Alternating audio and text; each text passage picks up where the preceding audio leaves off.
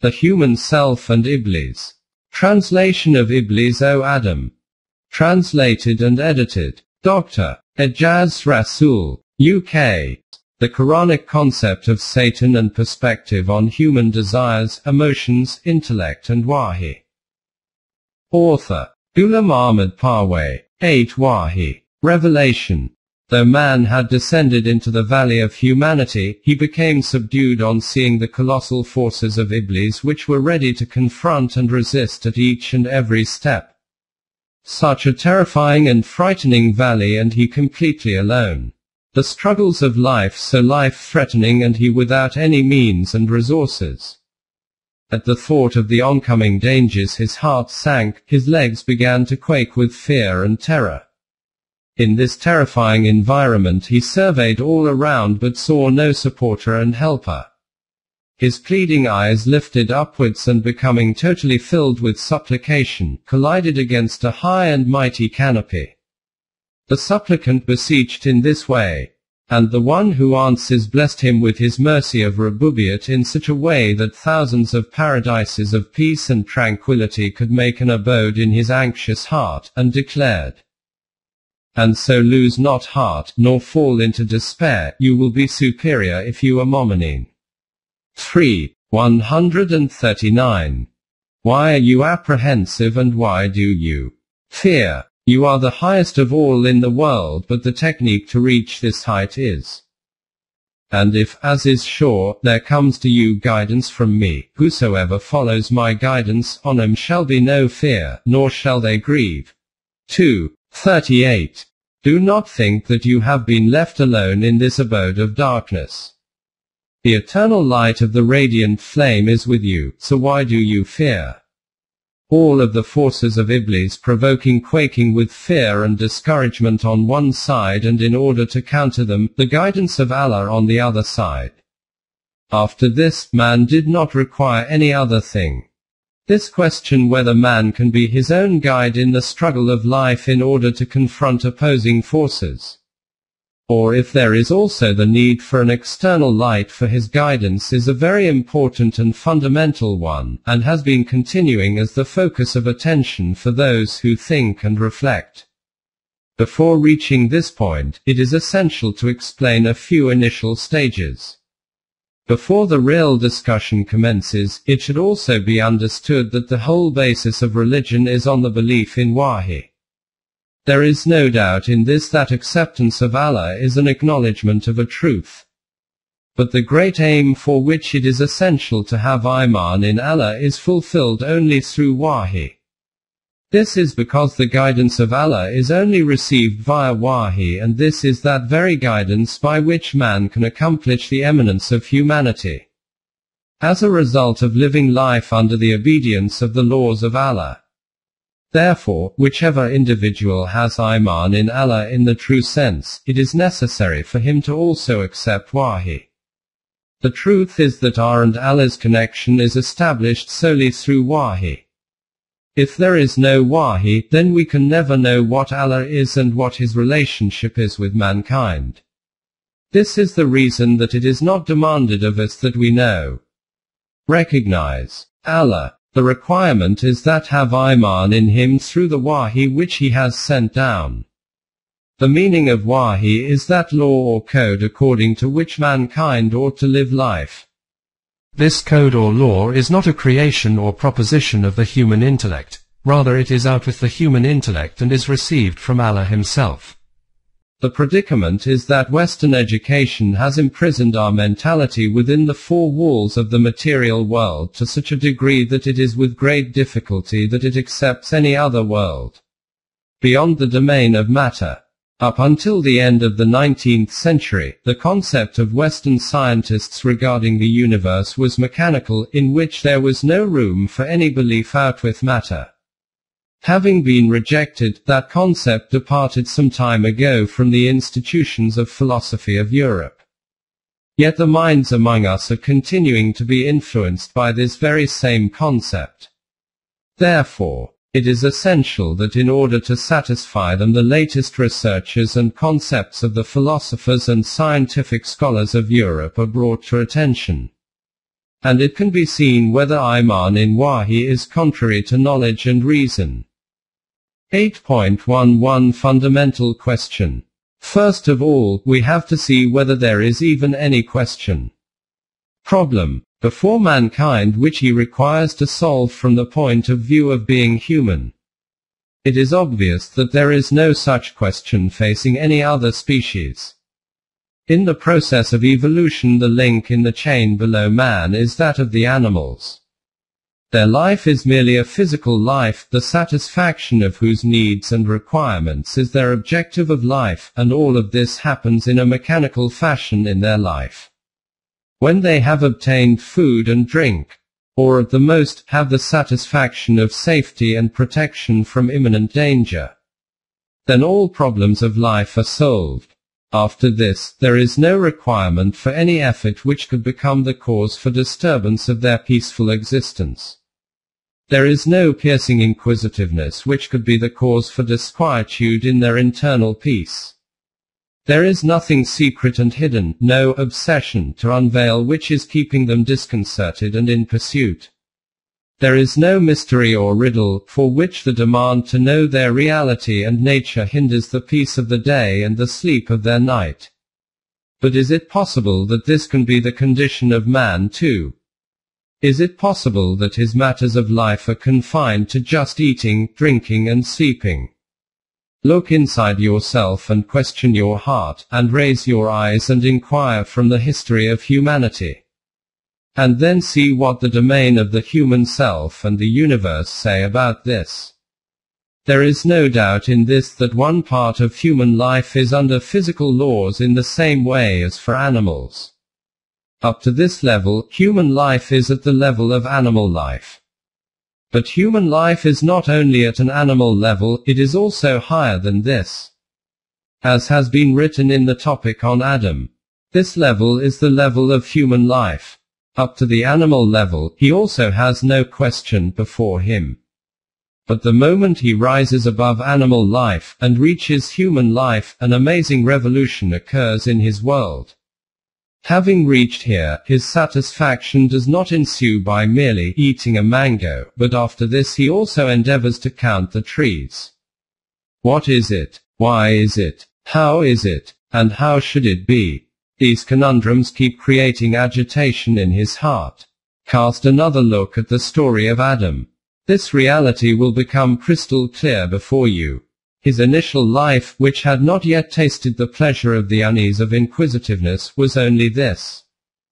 We said, O Adam, dwell you and your wife in the garden, and eat of the bountiful things therein as, where and when, you will. 2:35. It is as if, in this era of infancy, the demands of life were no more than merely eating and drinking. This was Adam's era of water and clay. This was merely a kneaded dough which was not yet shaped into the human form. This was the childhood of his desires. There was no thorn in his heart, nor any prick of this thorn. There was no pain, nor the feeling of pain. But having reached the age of adulthood, how could the toys of childhood entertain his heart? Now the world of demands was novel, the world of desires was different. Now the perpetual desire was to see the covered reality unveiled before him, so that beauty becomes manifested in its full glory and display. If you cast an eye on the history of mankind, in every era and nation man will be seen to be in pursuit of some unresolved conundrum. His mind's efforts to unravel the secrets of nature, the pursuit and endeavor of his intellect to understand and resolve world matters, reflection and contemplation on everything, concern and attention in every matter, and war and confrontation against his environment. Peering into the world of stars, sometimes a desire even beyond this to get lost in the depths of the infiniteness of space. Sometimes a fervor within the world of his heart to achieve some unknown desire. So much so, that in the domain of thoughts and ideas, his continuous struggle and persistent pursuit is a reflection of this desire and effort which is causing turmoil within the world of his heart and mind in the resolution of some question. 8.2 What is that question? We need to see what is that question. Though the details of this issue are very extensive, in order for guidance to the actual truth, let us turn our gaze towards another finer aspect of the story of Adam. Have you perceived what it was that Iblis said which enticed Adam? What spell was it that he breathed into his ear, so that forgetting everything, he followed him? It is obvious that it must have been some matter which had been agitating in the depths of his heart, which must have been appearing before his eyes as an intense desire and disappearing as a disappointment. Sensing his great desire and angst, Iblis took advantage of this vulnerable aspect of his and conveyed through the eyes only, "Come, that which you are in search of, I will disclose its secret to you." What was the desire of man? What did Iblis say to make him follow him? The Quran has explained this in a few words. It is stated in Surah Taha. Iblis said, "O Adam, shall I lead you to the tree of eternity and to a kingdom that never decays?" 120. Have you perceived what this desire was in the human heart? To live forever and an immortal life. Man wishes to live forever. The desire to have eternal life dwells in the depths of his heart. This is that question which is before him from day one. This is that conundrum, the search of whose solution has made him so fiery like the blazing embers from a horseshoe. Regarding Iblis, we have seen that he is the display of an unbridled intellect. The basis of his declaration of refusal was on this intellectual argument that I am better than he. You did create me from fire and him from clay. 7:12. Because of this, why should I bow down before him? And having considered this intellectual logic of his to be the final word, he regarded the state of wisdom of the one who had created him from fire, and Adam from clay, to be nothing compared with his own intellectual reasoning. This is what is known as unbridled intellect. The desire in the heart of man for immortal life and to live forever is legitimate and justified. But the means by which to achieve it, which was advocated by the unchecked intellect, was entirely wrong and misleading, and its consequence was debasement and decline. Everything he had told him, the Quran has referred to it in one word. And so their sexual consciousness became awakened. 121. Iblis whispered this spell into his ear that immortal life can be achieved through procreation. The dying father sees the continuity of his life in the reflection of the life of his son. He dies contented and happy, thinking that the legacy of my name and the name of my family continues in the world. My lamp is burning, the branch of the tree of my life is continuing to grow forward. From this he gains satisfaction that I will remain alive forever, and he obtains gratification of the desire for immortal life from this. But the Quran states that this is a deception of Iblis. This is a deceit of the unconstrained intellect. Assuming this to be immortal life is stagnation and decline. If this is what immortal life is, then this is available to every species of animal which has produced the ability to promote its own breed by confronting an unfavorable physical environment. Cow, buffalo, sheep, goat, camel, horse, these have been in existence in this world perhaps before even man, and their species is continuously moving forward. The meaning of this kind of immortal life is that there is no distinction whatsoever between a human being and an animal. In fact, from one aspect, man even falls one level below animals because through procreation he keeps producing his own enemies, one individual in pursuit of the life of another individual. One nation in pursuit of the destruction of another nation. With enmity between yourselves. 2:36. Such wedges become fixed between different individuals, as a consequence of which one individual becomes alienated from another individual, due to which the universal brotherhood of man disintegrates into pieces. Furthermore, the meaning of the concept of immortality through race is that man is merely a link in the mechanical process of animal evolution, and his life is merely a physical life. Hence, the issue before him is only this: how physical needs and requirements should be fulfilled, and how to compete and gain supremacy over other peoples and nations in this.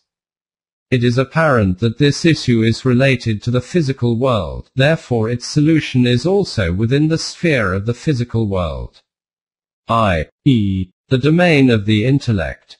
Thus, those who regard this to be the only human issue neither acknowledge human life to be anything more than a physical life, nor are they convinced of the need for any light of guidance other than the human intellect. In today's terminology, consider the name for this path of thinking and pattern of life to be a materialistic concept. Contrary to this, the creator of the universe has informed us that this concept is wrong.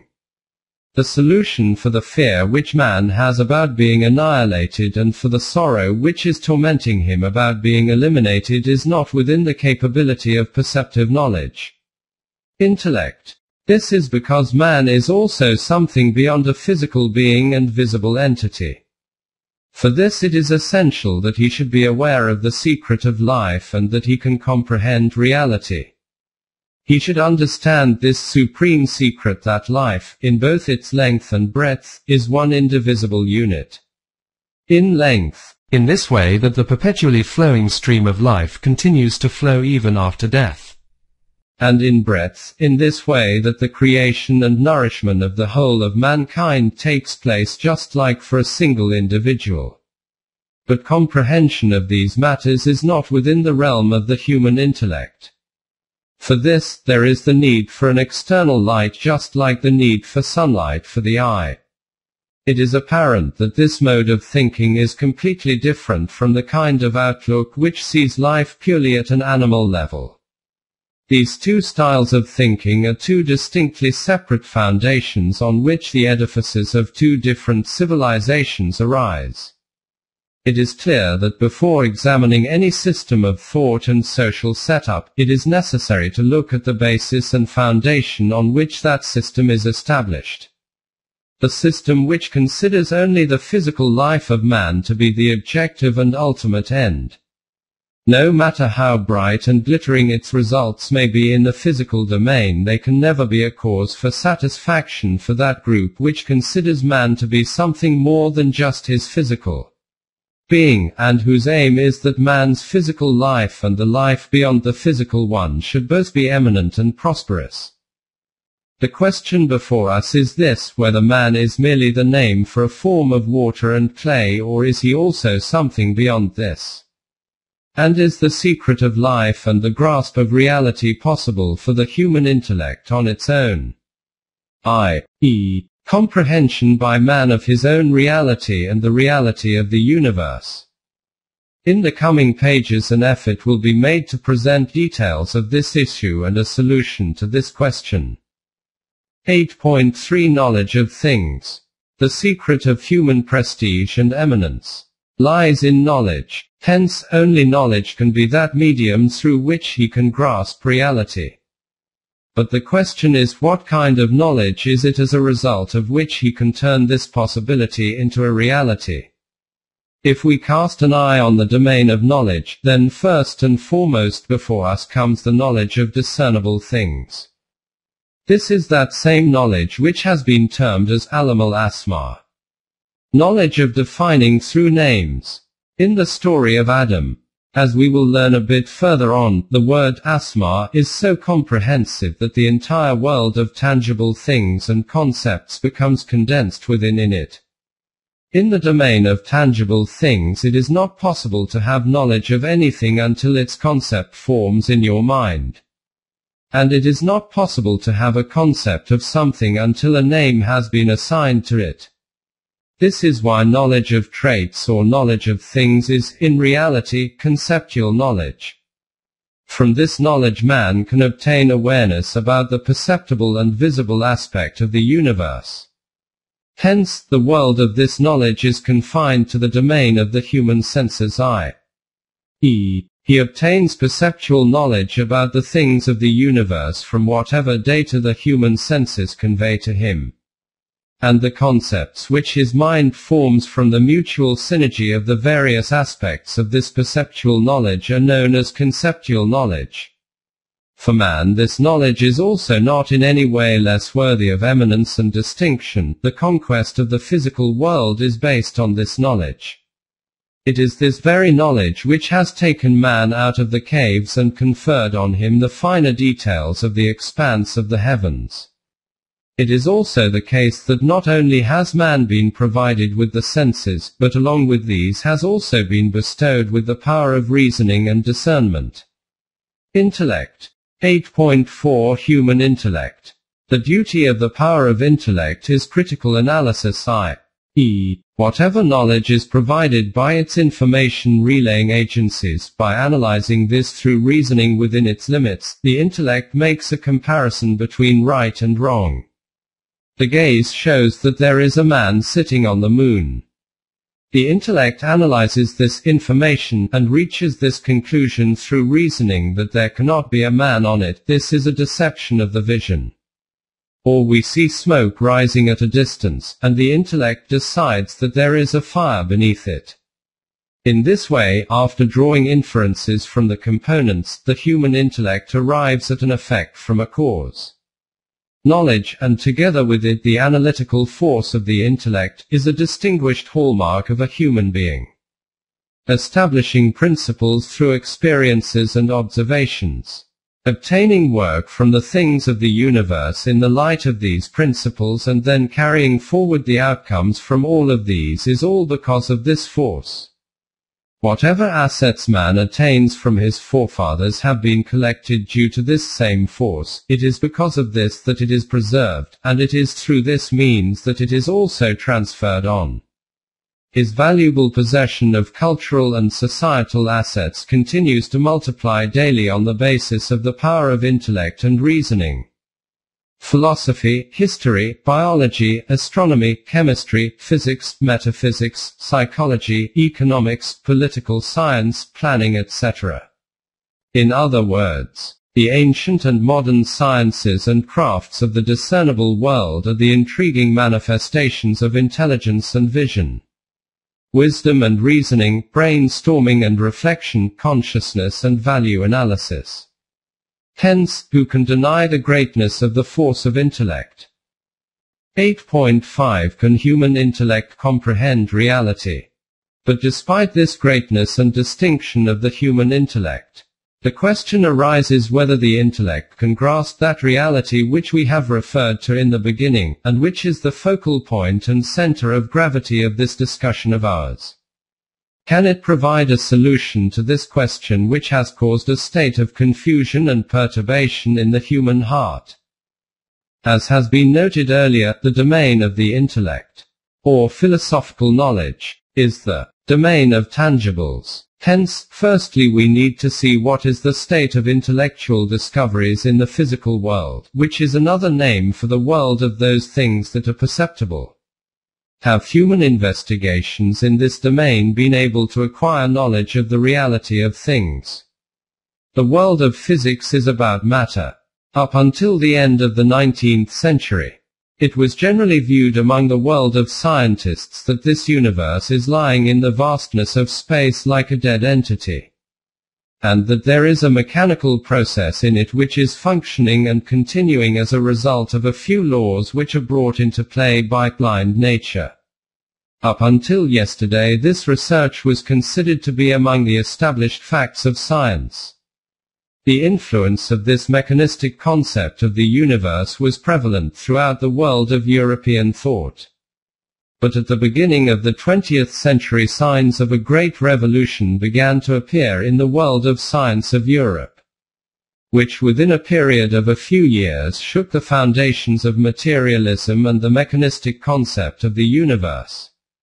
Firstly, the direction of research turned towards this, that the thing which we call solid and inert matter is neither solid nor inert, nor is it even matter, according to its common terminology. Instead, it is a collection of electrons which are constantly circling in motion, and it is obvious that electricity is nothing other than energy. 8.6 What is matter? Current research regarding matter is that all matter is merely a form of energy. In reality, the concept of any solidity and materialism in anything is ultimately wrong. Whatever exists is merely energy. According to this doctrine, the world of matter becomes declared as being non-matter in reality. Energy does not even fall anywhere in the definition of matter. Therefore, the reality of the universe now is not matter, but is considered to be beyond matter. This was what Sir James Jeans had said in his book, that the universe is the sealed waves of light. But moving forward from even this, the theory of relativity by Einstein has produced a further revolution in this concept. His theory of time and space is an extremely complex technical problem, but according to the established view of this doctrine, in the words of Bertrand Russell, it is sufficient to understand this much. The theory of relativity by merging time into space-time has damaged the traditional notion of substance more than all the arguments of the philosophers. Matter, for common sense, is something which persists in time and moves in space. But for modern relativity physics, this view is no longer tenable. A piece of matter has become not a persistent thing with varying states, but a system of interrelated events. The old solidity has gone, and with it the characteristics that to the materialist made matter seem more real than fleeting thoughts. This means that according to the research of Einstein, matter is not some entity which has a solid and static state. Instead, it is a collection of a few interrelated events, or condensed thoughts, whose reality is movement or energy. Therefore, the science of physics has turned all things into movement. The universe, which appears as a collection of things, is not a solid thing which is existing in the space. This is not a thing at all, but is an act or a construct of events. Just imagine what a supreme change has taken place in the domain of physics regarding the basis and fundamentals of the universe by the end of the 19th century and the beginning of the 20th century. This is that innovation due to which science has acknowledged its own errors of judgment. 8.7 Concept of the universe. And now, because of this, instead of matter, the concept of spiritualism has been declared to be the aim of the universe. So that same science which up until the end of the 19th century was conveying the European world towards pure materialism as a result of the mechanistic concept of the universe, is now bringing it to beyond matter through its own research, i.e., a spiritual concept of the universe. According to Bacon, the truth is, a little knowledge of philosophy makes a man an atheist, but after delving down into its depths, man absolutely emerges religious. Now let us peruse another aspect of research.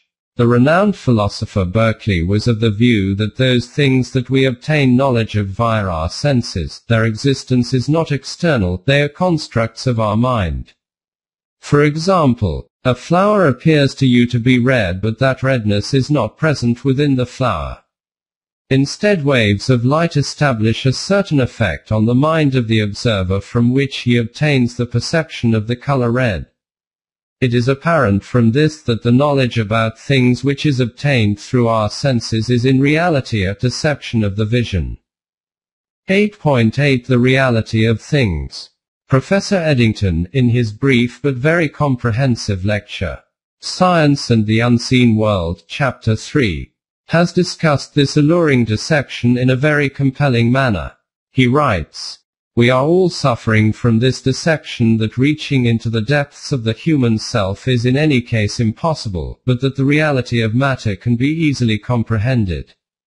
But just think, how do we obtain knowledge about the reality of matter? This is what happens.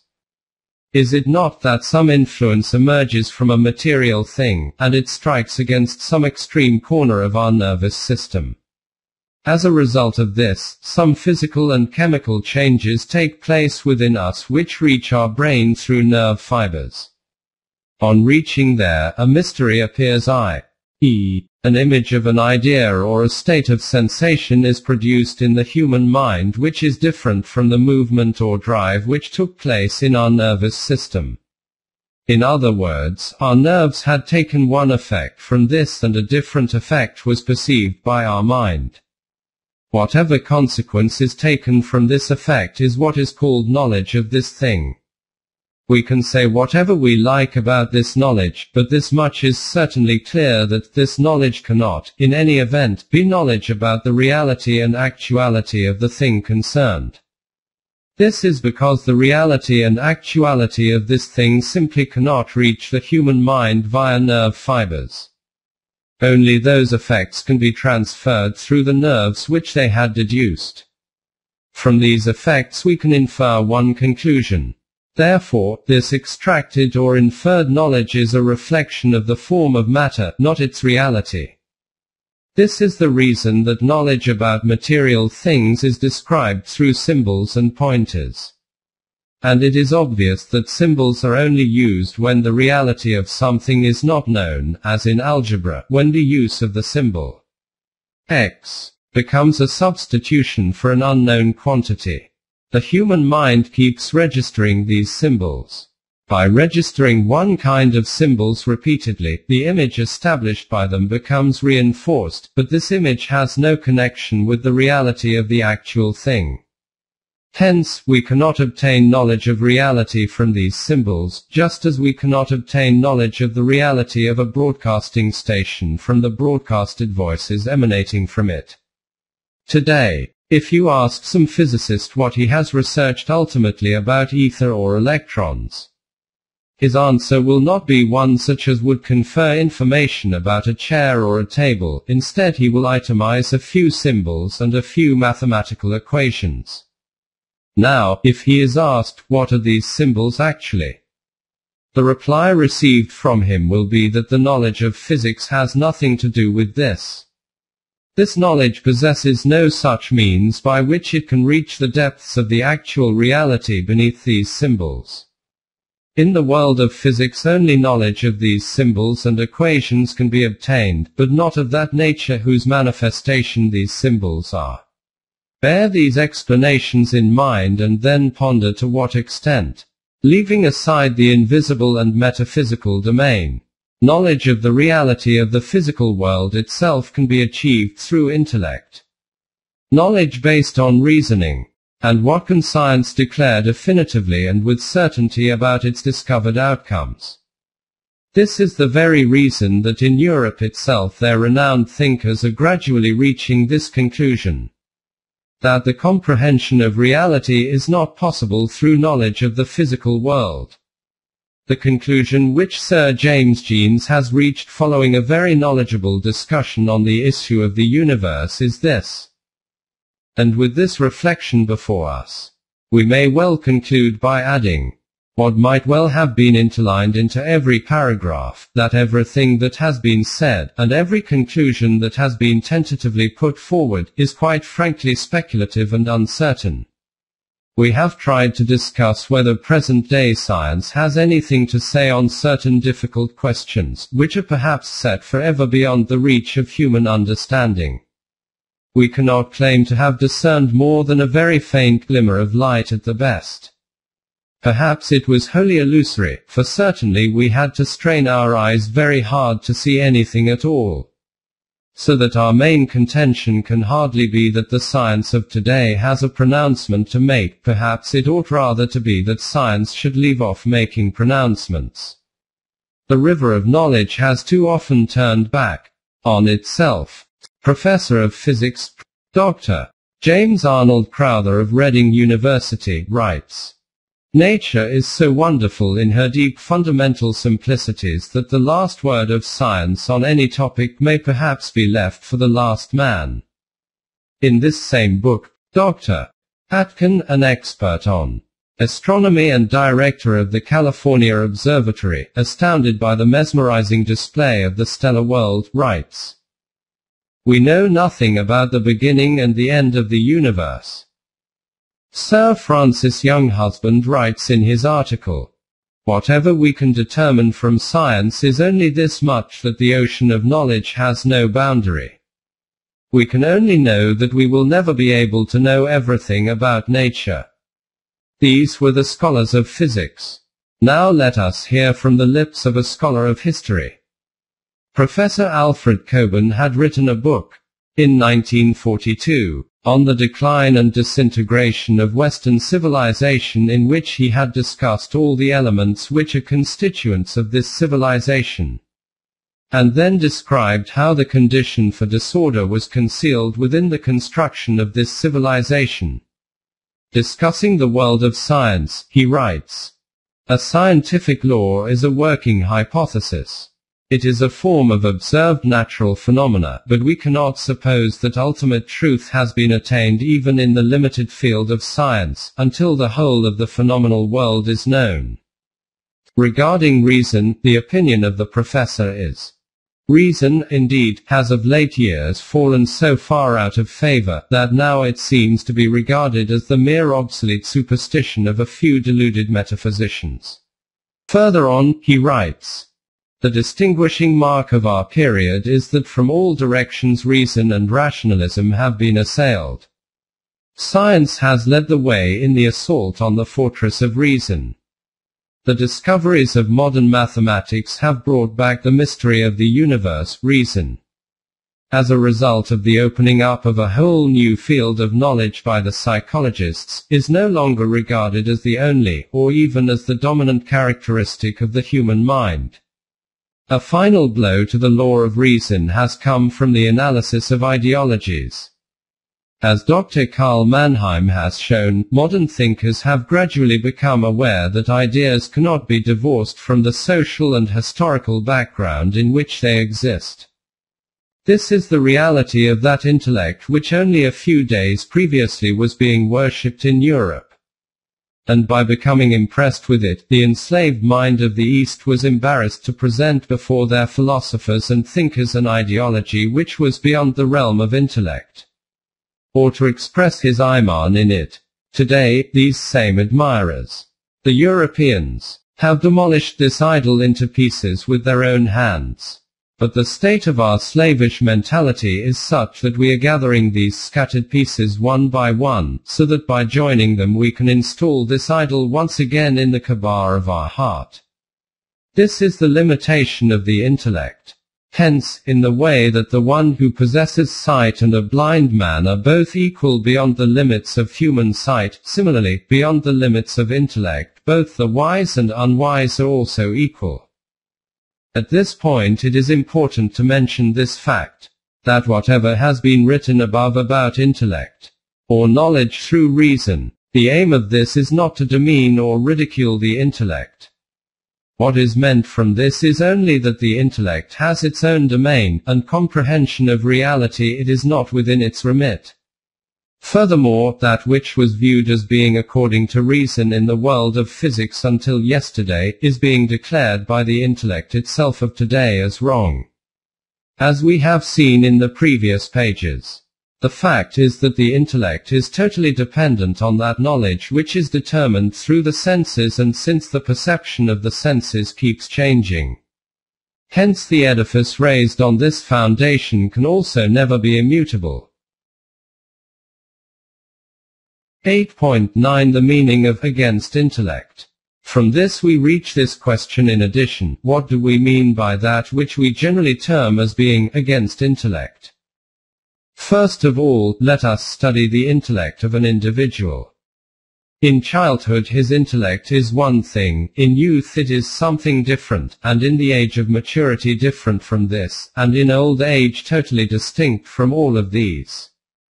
That thing which in his childhood an individual considers to be fully in accordance with intellect, 10 years later he himself laughs at these playthings. Those beliefs of life during his youth which he holds to be precisely in consonance with the demand of the intellect, he feels embarrassed about them as soon as he gains a bit more maturity. On reaching old age, the condition transforms completely. He considers the whole world to be devoid of intellect, and it is the world itself which laughs at him. If we grant long life to any, as per physical laws, we cause him to be reversed in nature. Will they not then understand?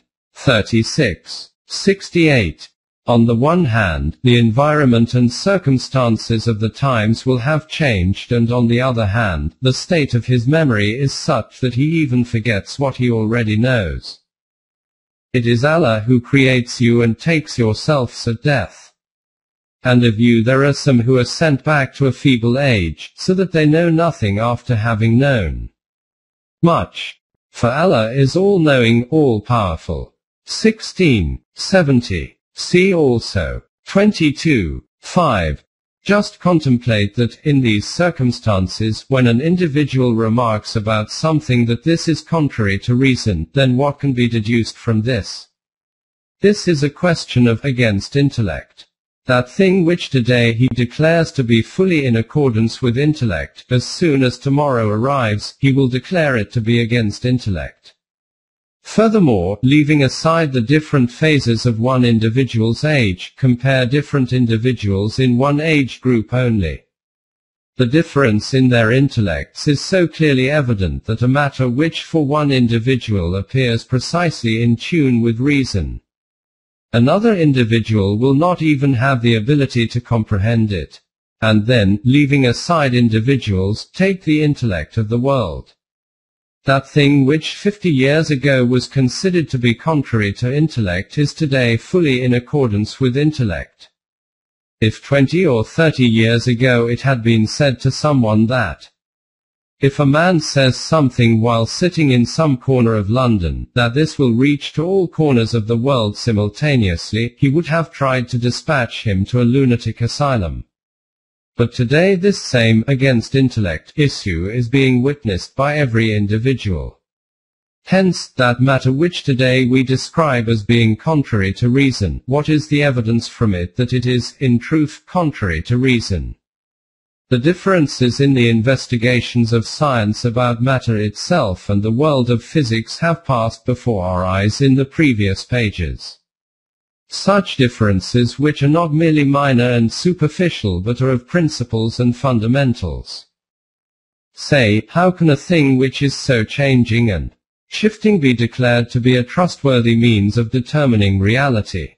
Hence, to accept something blindly without using intellect and reasoning is against human eminence.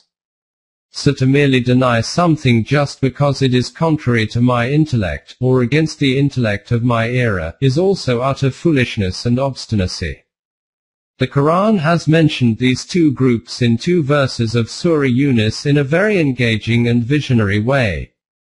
Firstly, that category is mentioned which does not make use of intellect and reason and merely follows conjecture and fancy. But most of them follow nothing but fancy. Truly fancy can be of no avail against truth. Verily Allah is well aware of all that they do. 10. 36. The other category is that which rejects reality merely because it is against their intellect and cannot enter within the domain of knowledge. Nay, they charge with falsehood that whose knowledge they cannot compass, even before the elucidation thereof has reached them. Thus did those before them make charges of falsehood. But see what was the end of those who did wrong. 10. 39. Look closely, and whatever aspects of rejection and denial are seen, these will be manifestations of these two states of mind. The correct course is that those who rely on conjecture and guesswork should make use of their intellect and reasoning. And those who rely solely on their intellect should bear in mind the shortcomings of the intellect. From whatever has been written in the previous pages, this fact has become apparent that comprehension of complete reality cannot occur through science or through perceptive knowledge. In his book titled Limitations of Science, J. W. N. Sullivan writes, science has become self-conscious and comparatively humble. We are no longer taught that the scientific method of approach is the only valid method of acquiring knowledge about reality. Eminent men of science are insisting, with what seems a strange enthusiasm, on the fact that science gives us but a partial knowledge of reality. 8.10 Affairs of the World and Intellect. We have seen that, leaving aside others, even within the world of physics, the grasp of reality is not something which is within the realm of the intellect. Now let us descend from the world of science and philosophy and enter the affairs of the world, and see whether intellect can be sufficient for human guidance in this domain also. We have already noted that only that system which is based on truth can satisfy the needs and demands of the human self. And since intellect cannot grasp reality, hence it is obvious that the system defined and shaped according to human intellect can never produce outcomes of growth and prosperity in the world of human affairs. In this respect, the inadequacy of intellect is not just that its scope is restricted, its weakness is, in fact, far more profound than this. Obviously, a human being is not made of stone. There is a storm of emotions in his heart which remains in a continually dynamic state. The mutual tussle between the emotions and intellect is so real and fundamental for which there is no need for any evidence. When emotions, e.g., anger, jealousy, revenge, or on the other side, the sentiment of love, overwhelm man, he carries out those acts about which he himself becomes remorseful once these emotions subside, and bears so much loss that at times he remains regretful for the remainder of his life. So much so, that by becoming overwhelmed by these emotions at times, man even toys with his life. A sick person knows that by eating something his disease will become worse, yet despite knowing this, he consumes it, and then bears its punishment. A person knows that the punishment for murder is the death penalty, but in a rage of revenge he becomes blind, and is hanged on the gallows. Up till now were those basic limits within which we can sense that such and such an act was carried out under the influence of emotions, and another as a consequence of the demand of the intellect. But Armageddon, in reality, begins beyond this, when the justifying intellect, by itself becoming influenced by the emotions, deceives man through the guise of a kindly advisor. In this regard, the subject of psychoanalysis has revealed to some extent those realities which were not evident hitherto. Though at every moment this technique is still in its infancy, in reality it has at the same time added a new chapter in the world of the psyche. In other words, what happens is that there is a demand of human desire. The intellect invents a rational argument for its justification, and presents such reasonings for the attainment of this goal that all of this appears to be fully in accord with the intellect, although it is totally based on the desires of the emotions. Can you see to what an abyss of ruin and destruction the guidance of the intellect alone will lead man? Philosophy from both the past and today agrees on this fact that our emotions are the motives for our efforts and deeds. In the words of Aristotle, the intellect cannot trigger any of our forces because every act which is carried out intentionally, no matter how rational it may appear, based on intellect, is in reality based on our vested interest, and for benefit it is essential that its basis should be on emotions, in order to incline willpower to take action. Awareness of self-interest is very necessary. Other than this, there is no other incentive which can work for this. Dr. Joad writes in his book, "Reason, it is widely suggested, is a mere tool, or handmaid of desire. Its function is to secure the ends which we unconsciously set ourselves, by inventing excuses for what we instinctively want to do and arguments for what we instinctively want to believe. Whatever degree of chaos and turmoil is inflicted on the world today, is merely because every individual and every group wish to satisfy their own emotions and achieve their own desires. The skill of the intellect provides the means for the accomplishment of these emotions and desires. Now a different battle of wits commences, and the effort of every individual is to garner leverage by deceiving others.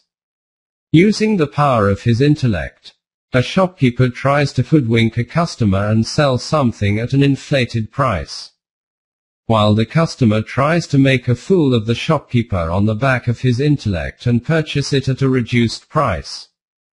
This is on a smaller scale. On a larger scale, affairs between states and nations are settled on a similar line. The whole basis of the politics of the worshippers of intellect is on these deceitful tactics. The one whose intellect becomes dominant is the one who is successful and triumphant. In front of him all laws, constitutions, principles and values remain meaningless.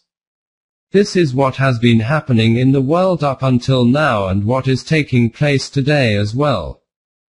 This is the very reason that the individual who considers the purpose of his life to be only the fulfillment of his emotions remains deprived from the path of growth and development, despite possessing knowledge and intellect. This is because instead of providing him with correct guidance, his knowledge and intellect furnish the means and resources for the fulfillment of his desires. This is the reason that the Quran, along with emphasizing the importance of knowledge and intellect, also unveiled this fact that when the intellect acts under the influence of the emotions, man can never find the path to eminence. The Quran states, "Then see you such a one as takes as his God his own vain desire. Allah has, knowing him as such, left him astray, and sealed his hearing and his heart, and understanding, and put a cover on his sight. Who, then, will guide him after Allah has withdrawn guidance? Will you not then receive admonition?" 45:23. Hearing, sight, and the mind, these were the roots to knowledge. But when intellect and knowledge become subservient to emotions and desires, then veils become drawn over the ears and eyes, and the heart becomes cloaked in covers. That is why the Quran has stated that for al-ilm, i.e., true knowledge, which will be covered later, subservience to anyone's emotions is not legitimate. Thus have we revealed it to be a judgment of authority in Arabic. Were you to follow their vain desires after the knowledge which has reached you, then would you find neither protector nor defender against Allah. 13:37. Human emotions desire to remain ensnared on the path of captivating scenes of color and fragrance. But the one who has the light of reality before his eyes thinks of the destination, regardless whether that destination is distant and even if the path is full of perils. In connection with the story of Karen, the Quran has stated, "So he went forth among his people in the pride of his worldly glitter. Said those whose aim is the life of this world, oh, that we had the like of what Karen has got. For he is truly a lord of mighty good fortune." But those who had been granted true knowledge said, "Alas for you, the reward of Allah in the hereafter is best for those who have Iman and work righteousness.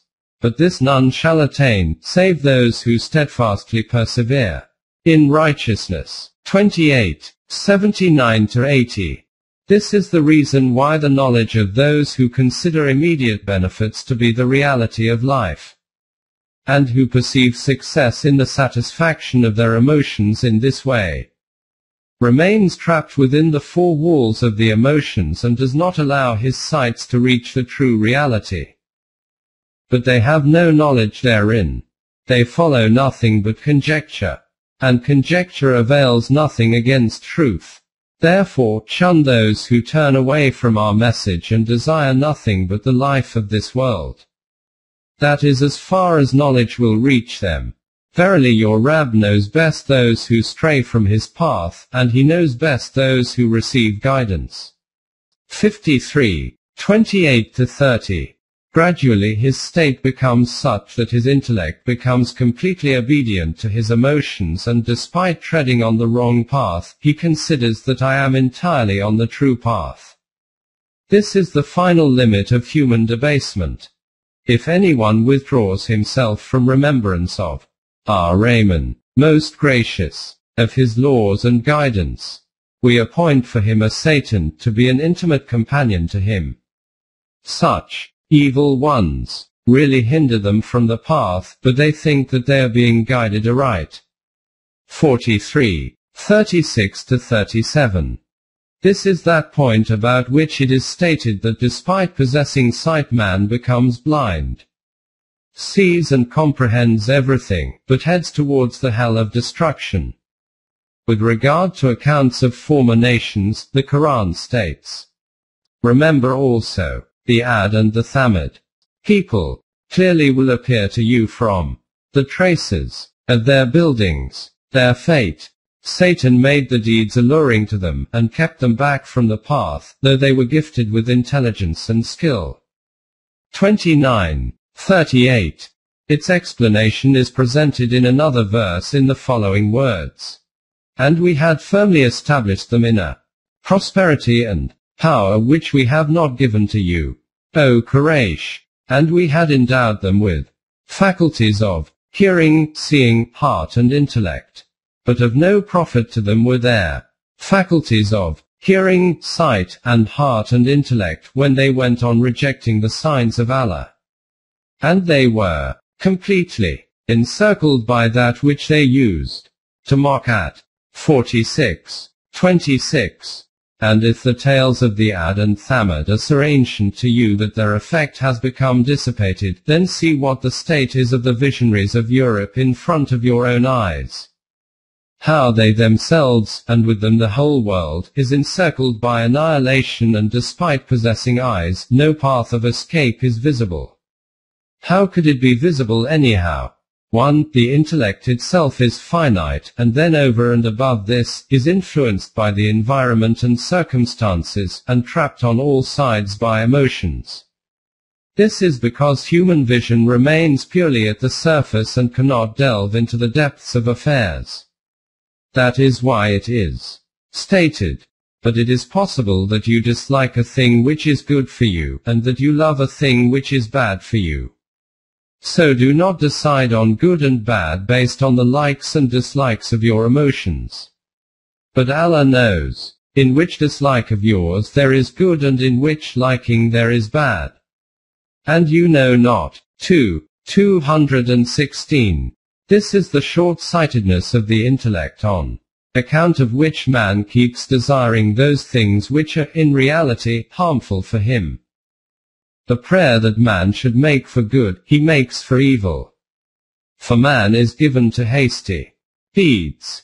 17:11. See also 21:37. Reflect once again on this weakness of man, that he is given to seeking immediate results. Here, something appears before him, and at the same time his emotions deceive his eyes by covering them with a veil of extreme beauty and attraction. He inquired from his intellect, and due to the status of being a slave to the emotions, the intellect promptly concocted an intellectual justification in its support. And so, what then took place? For the attainment of this aim, blood and water became one. As if the whole purpose of his life is concealed in the accomplishment of this very aim, and never even thought to look behind these deceptive veils to find out what is concealed there. It is indeed true that man seeks immediate benefits. 8.11 Social life and guidance of the intellect alone. If man had to live a life in which one individual lived on one island and a second lived far away alone on another, even then time would have passed. But in the words of Aristotle, man is a political animal. He happens to have a social nature and needs to live among others. The consequence of this pattern of life is that there is mutual confrontation between the self-interest of men. This confrontation is based on emotions. Self-interest is connected to the emotions. And the force which brings the demands of the emotions to fruition is the intellect. Hence, for naturally social man, guidance of intellect alone, which more correctly should be called the work of emotions, is very destructive. Please note that human rights and their preservation is that very foundation on which the skyscraper of human civilization is established. the state and its system, government and its administration, kingdom and its organization and management, engagement in tussle between tribes, wrestling of one nation with another nation, one country invading another country. What are all these? These are the tales written with fire and blood of the exploitation and suppression of human rights and interests and their protection. 2:36. In this respect, from Hulagu Khan and Genghis Khan to our modern era, the apparently civilized but, in reality, savage nations are all continuing on, all colored in just one hue. What has intellect taught them? Is it not only this, how the most effective means of murder and mayhem, ruin and destruction can be invented? The era of Hulagu Khan and Genghis Khan was one of savagery and ignorance. This is why, in those times, it was only with difficulty that one human being could kill another within a few hours. Today, knowledge and intellect are at the greatest heights, and the state of human savagery is such that, in one moment, millions of human beings can be propelled into a hell of fire and blood. 8.12 Human bloodbath. Habitations after habitations, and country after country are destroyed and made barren in this way, so that it appears as if nothing had ever existed there. In the battlefield soldiers play with the flames of fire, while yonder inside the cities, teams of scientists are wholly immersed in this pursuit that by using all their renowned assets of knowledge and intellect some new invention should come into their hands through which the destruction of mankind could be made to happen as quickly as possible.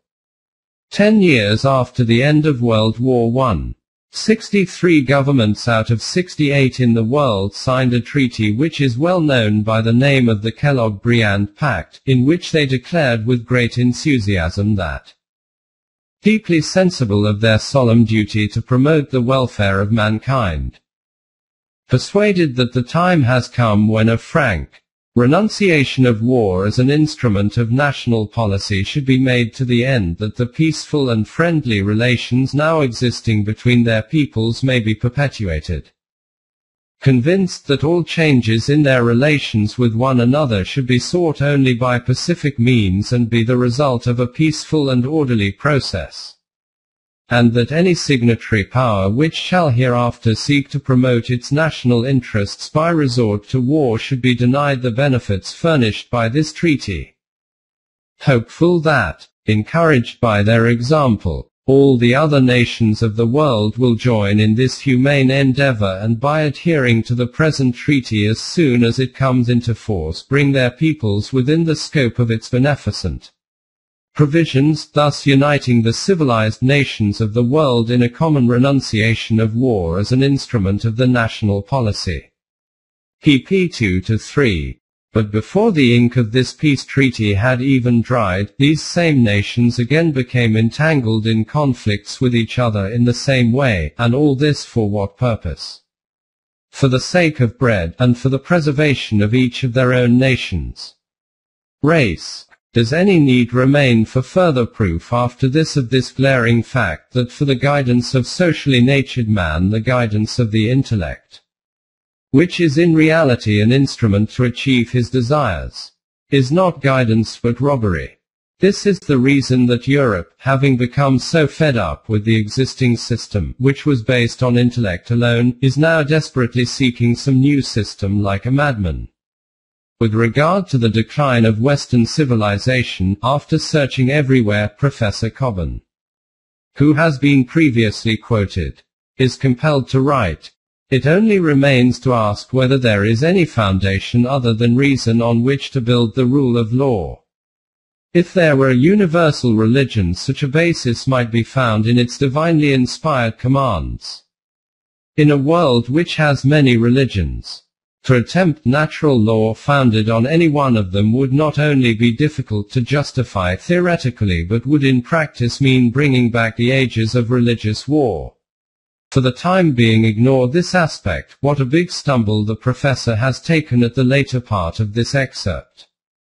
Here, simply see how Europe, having become fed up with its social system which was based on intellect, is now searching for such a system whose foundation is on a divine revelation. Can there be any greater evidence than this of the intellect alone being insufficient? 8.13 What kind of system does Europe desire?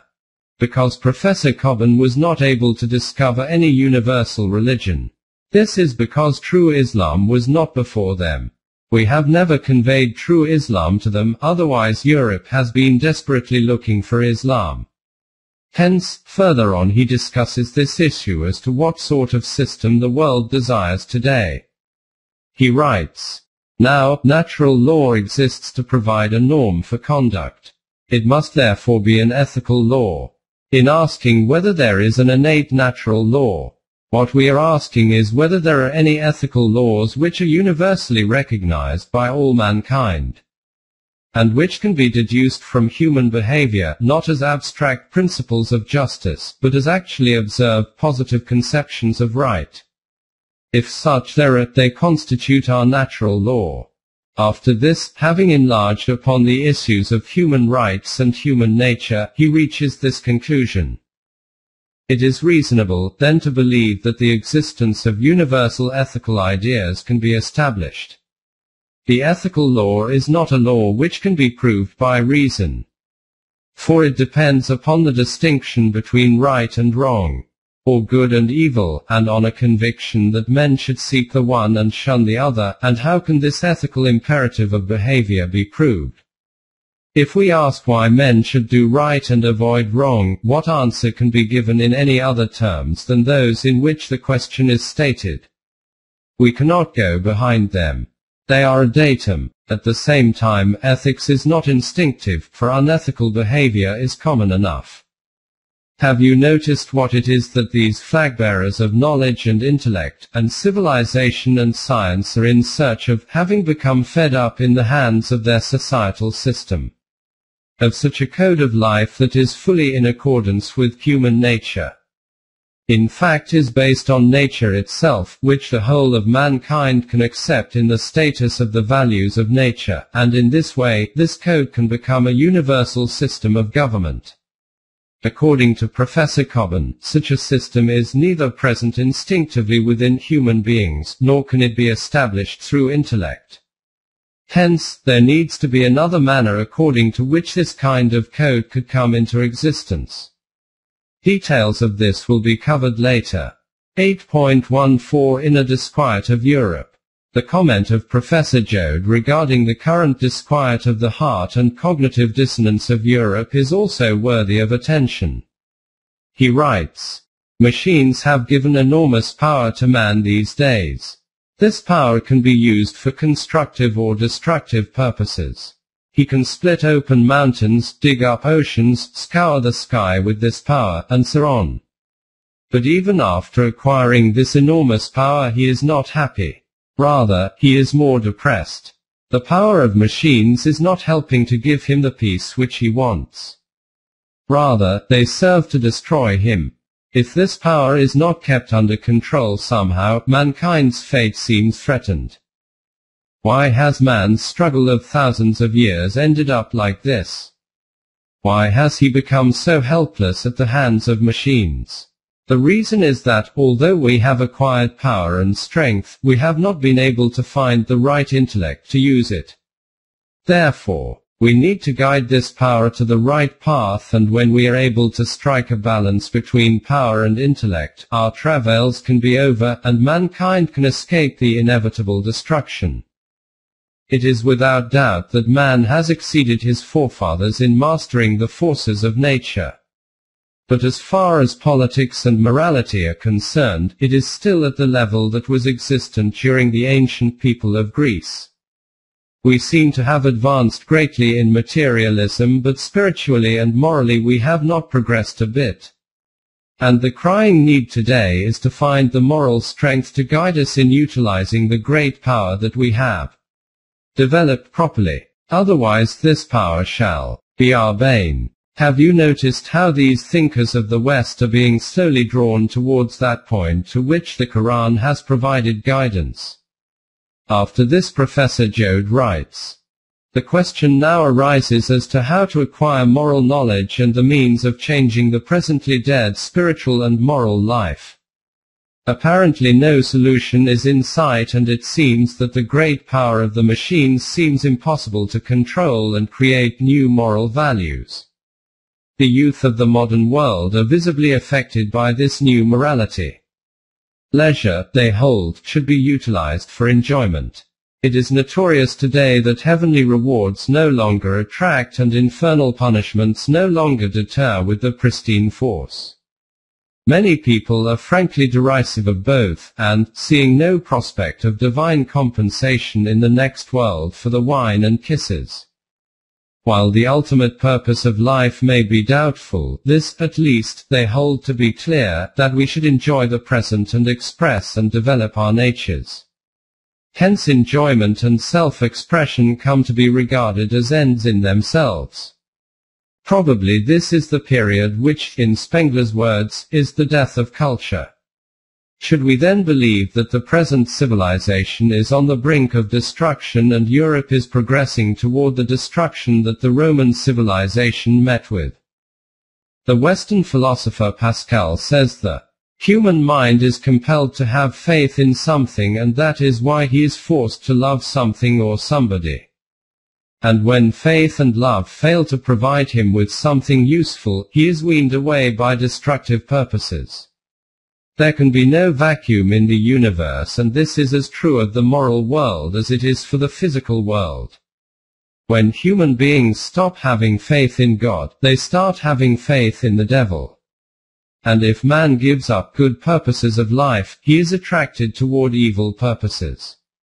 If Europe wants to get out of this quagmire, there is only one way to do it, that is by replacing uncertainty by certainty. To stop being wayward and to develop faith in new values. A life without dynamism of faith and a moral code is worse than death. According to H.G. Wells, the scourge of this era is that there is enormous power but no good use that it can be put to.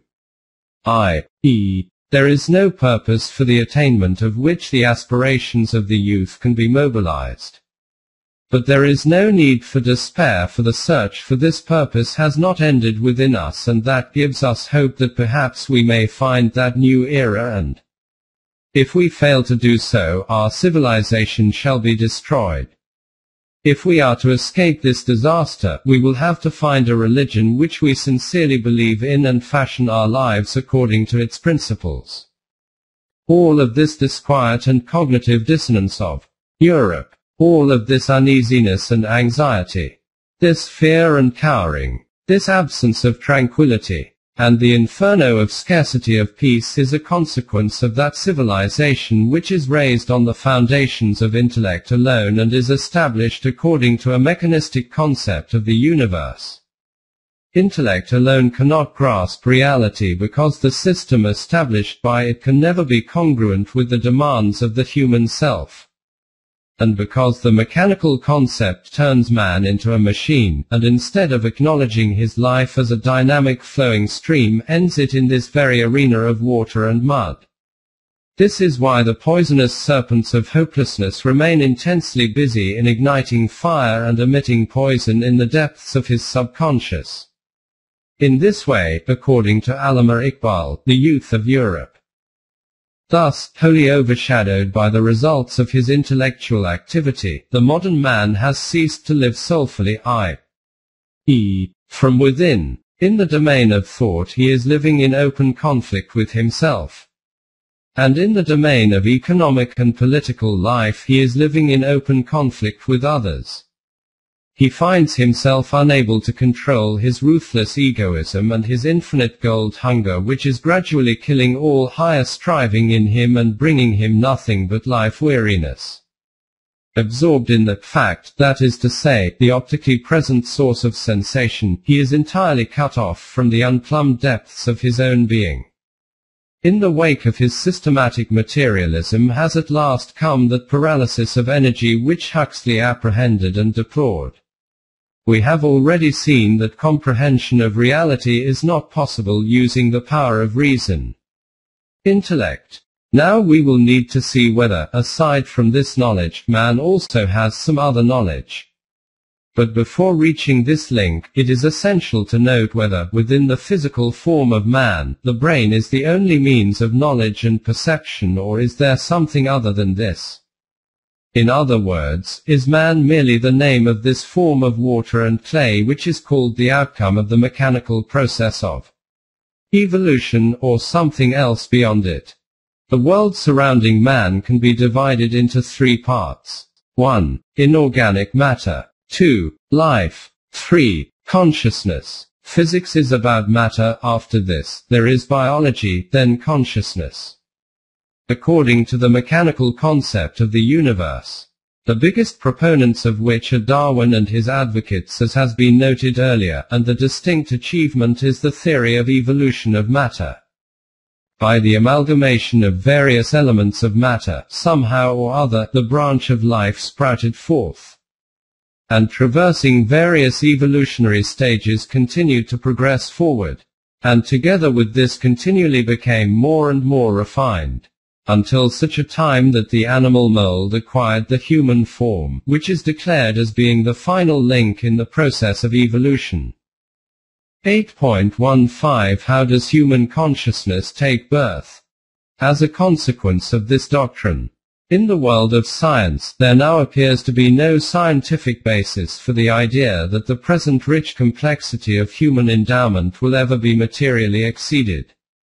It was the opinion of these people that the location of human consciousness is the brain, which is the outcome of the mechanical process of evolution.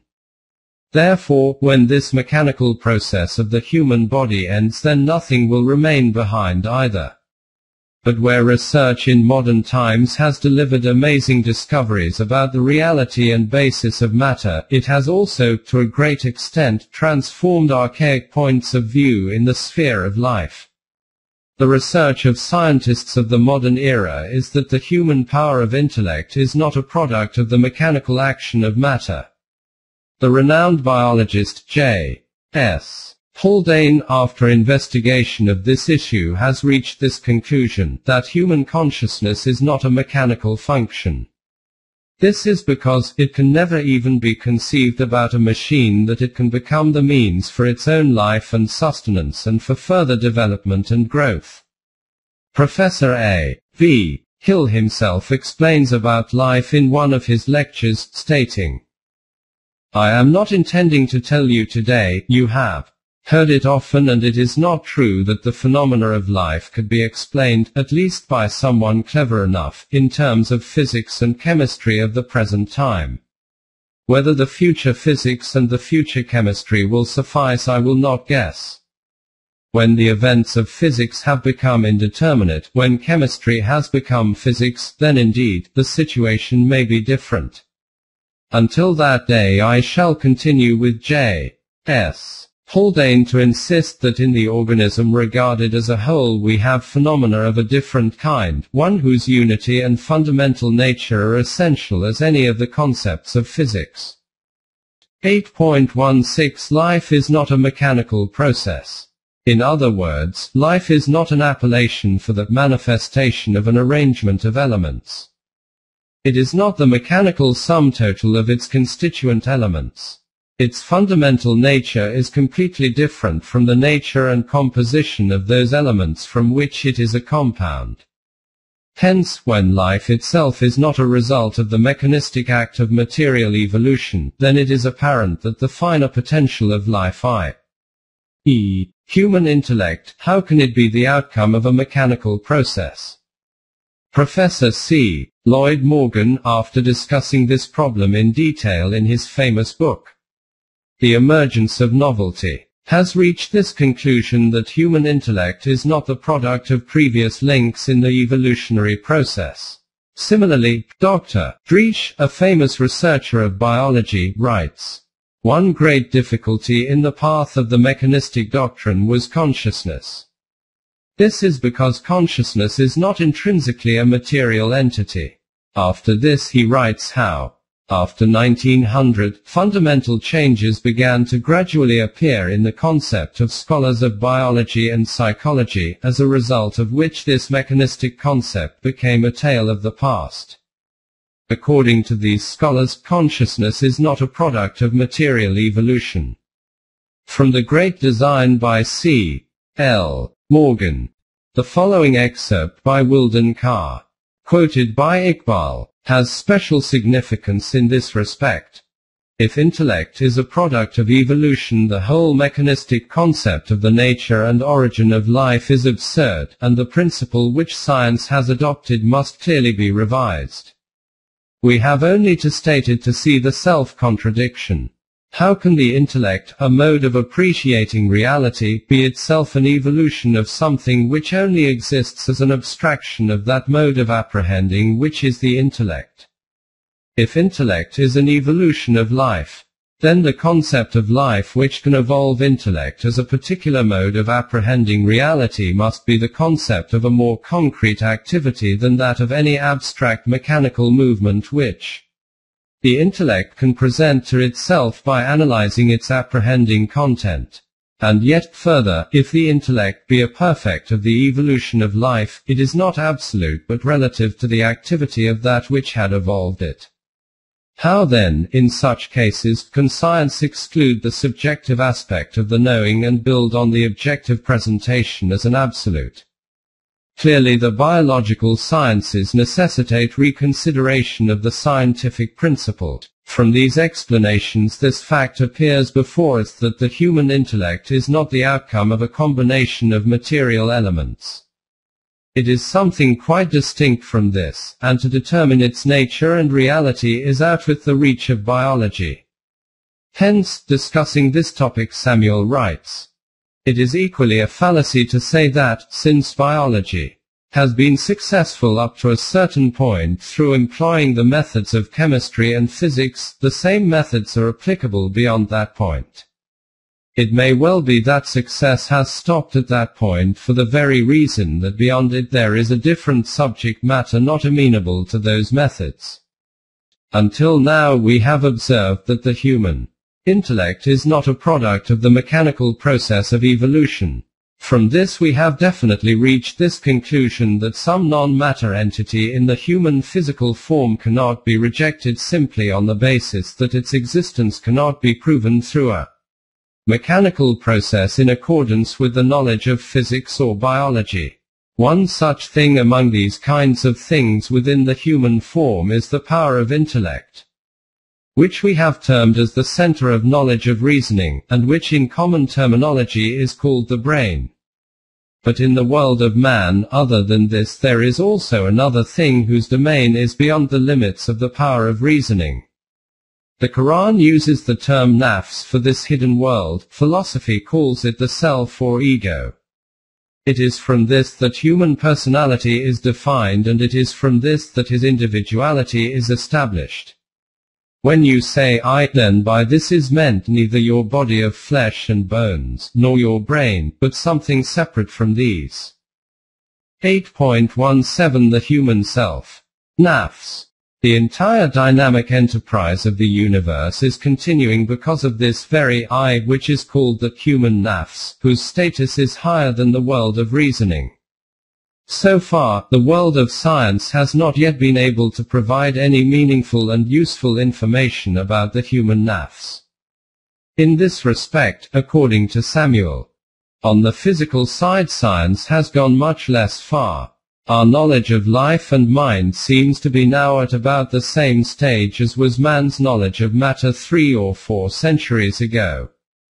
What is the mutual relationship between heart and mind, vision and intellect? How do these influence each other? Where do the boundaries of their spheres of action and execution become separate from each other? These are those questions whose answer has not yet been found. In this connection, Sir Charles Sherrington writes, "Strictly we have to regard the relation of mind to brain as still not merely unsolved, but still devoid of a basis of its very beginning." Sullivan writes regarding this, "Science is at its strongest in dealing with the material universe. Its pronouncements on other matters are relatively weak and hesitating. Psychology or its other subjects discuss the traits of the self and the manifestations of consciousness, but regarding the nature of nafs, these fields are also unable to tell us anything. Leaving aside nature, in the words of Lord Balfour, nobody can feel or even imagine how physical changes produce changes in the psyche or self. Here in his own words what Lord Balfour writes at another place about the nature of the human self. An I must have character quite apart from the experiences, active and passive, which fills his conscious life. He must have, or be, a soul which is something more than an organized collection on capacities or a procession of physical status, a soul which is not only merely substance but has an individuality which is unique and indescribable. But despite knowing nothing, the Western world has been forced to accept this fact that nafs, or I, is not merely the sum of a few traits and attitudes but is a new center of conscious life and a new source of conscious activities. Professor Eddington, who has already been mentioned, talks about this topic in a very profound way. He writes, "We have previously discussed up until this point as to how electrical particles have come together somehow or other and adopted the shape of the human form. But we will need to acknowledge this fact that a human being is a completely different and distinct thing from those elements which have already been discussed. I do not say that consciousness has not undergone evolutionary stages, but this is an aspect of reality which cannot come within the comprehension of our material research and investigation. From here, the question of the duality of matter and soul arises. On the one hand is consciousness, which becomes the abode of different ideas and states. On the other side is the material brain, in which neural activity and electric charges dance around like a cyclone. The mechanistic concept of life will say this, that when electric impulses dance in our brain, thoughts are generated from this. On the other hand, we see that within human consciousness there is a novel world of emotions and desires, wishes and urges, and rights and duties, on the tiny impulse of which all the constituents of the brain begin to spin.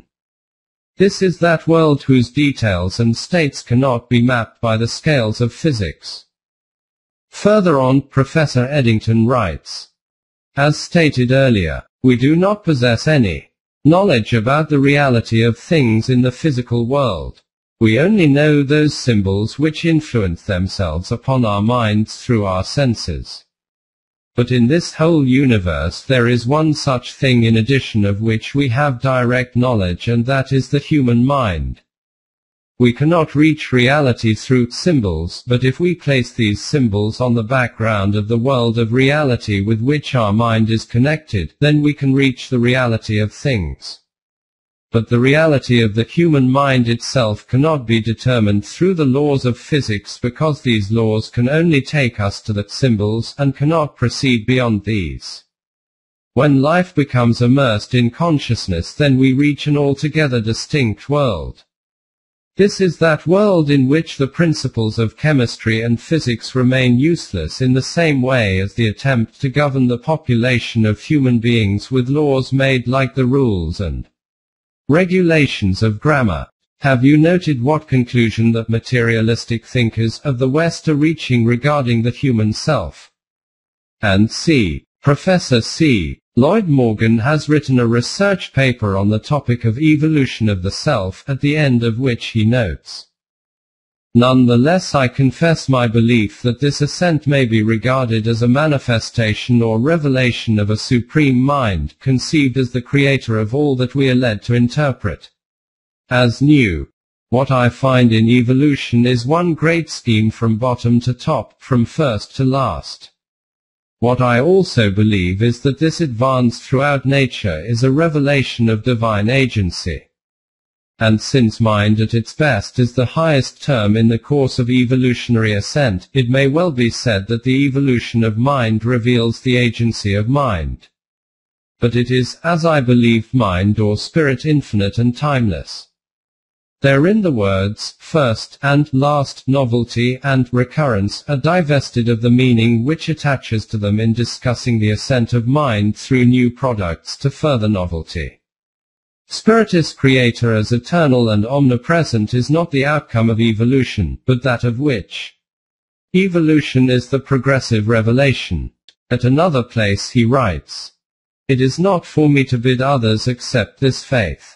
But since there are others who do subscribe to it, I ask them in conclusion, does not an evolutionary scheme which displays in its tapestry a fabric so beautifully interwoven, which includes also a picture portraying the ascent of mind, lend weighty support to their belief in mind or spirit as creative and directive of all novelty and all recurrence?" In the above quoted excerpt, keep before you the words creative and directive power of God, and then look at these brilliant verses of the Quran in which these attributes of Allah are mentioned and reflect. Is the materialist of Europe not reaching these same conclusions through scientific research towards which the Quran had gestured 1400 years previously? In Surah Taha it is stated that in reply to the question of Pharaoh, "O Moses, who is the Rab of you two brothers?" Moses replied, he said, "Our Rab is he who gave to each created thing its form and nature, and further gave it guidance." 20:50. Similarly, Abraham stated, "Who created me, and it is he who guides me." 26:78. In Surah Al-A'la it is stated, "Who has created, and further given order and proportion, who has ordained laws, and granted guidance towards them." 87:2-3.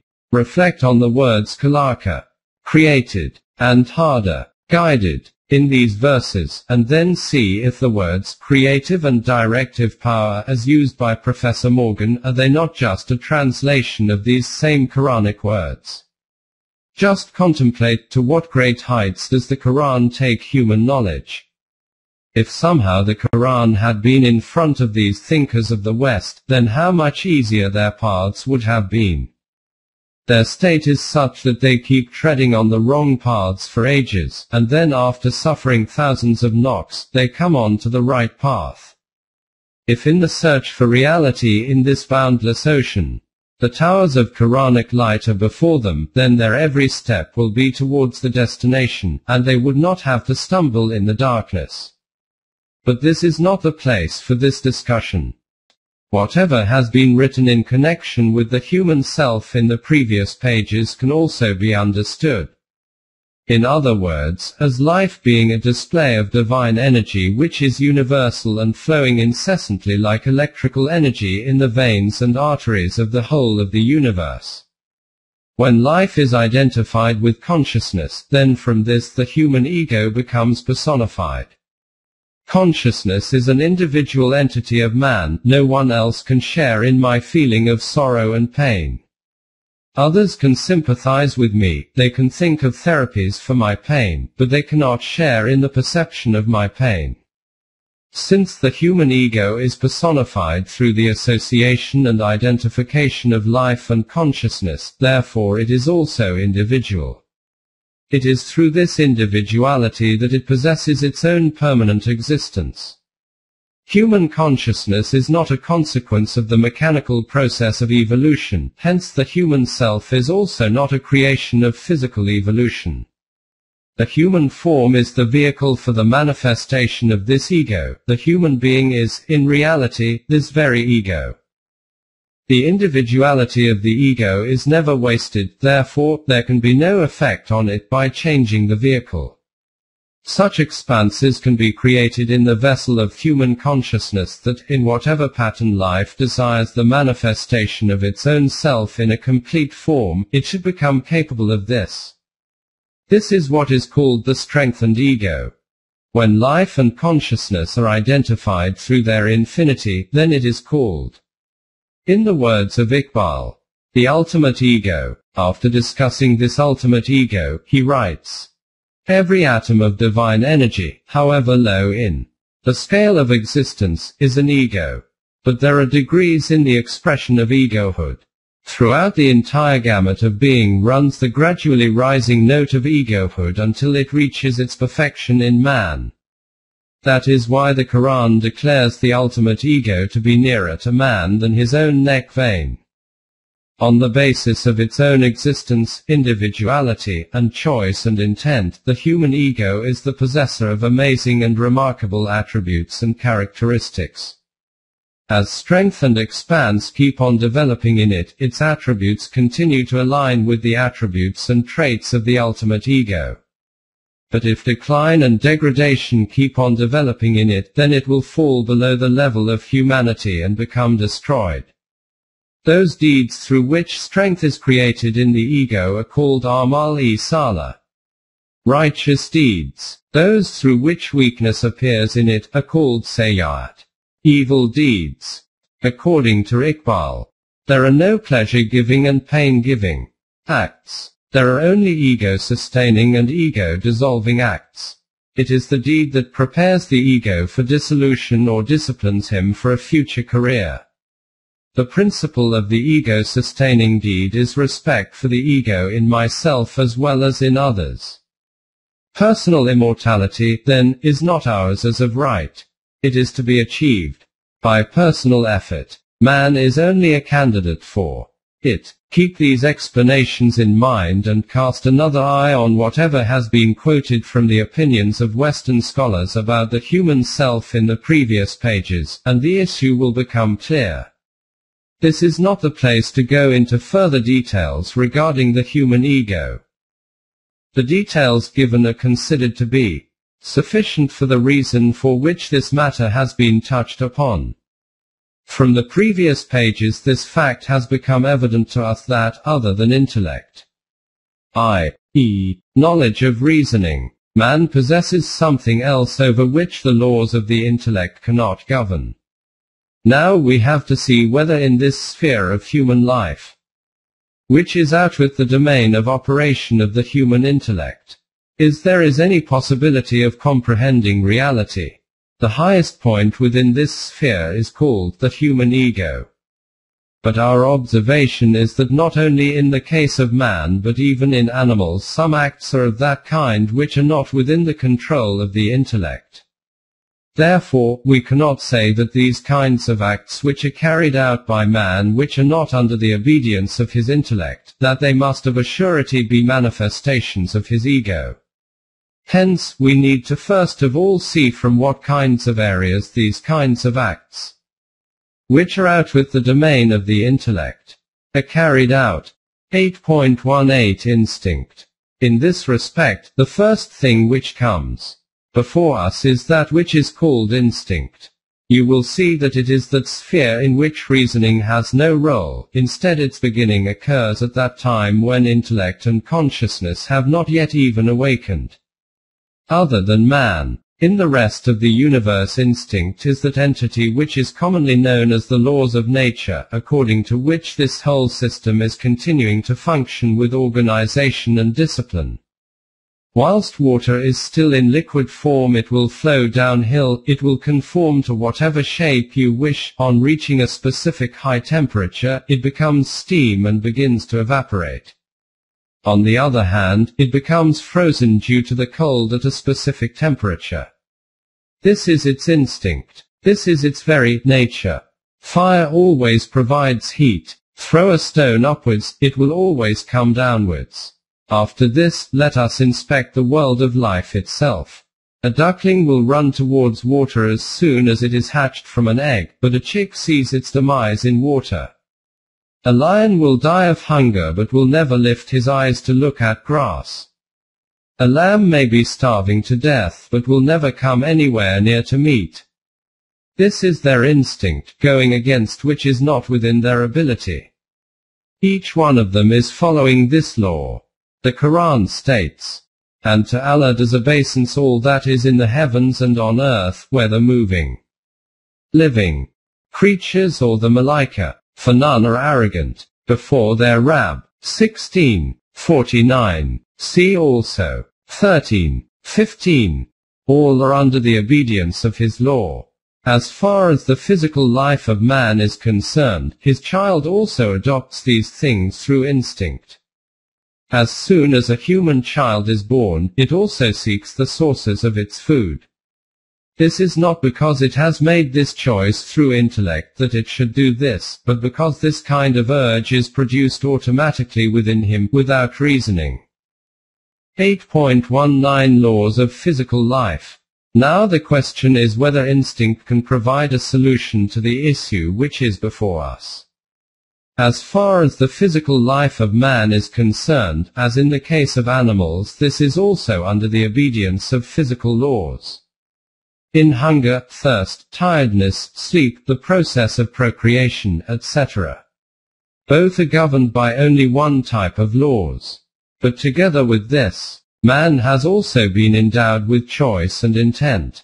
Although he does not bring his choice and intent into much use in his physical life because punishment is received immediately on going against physical laws.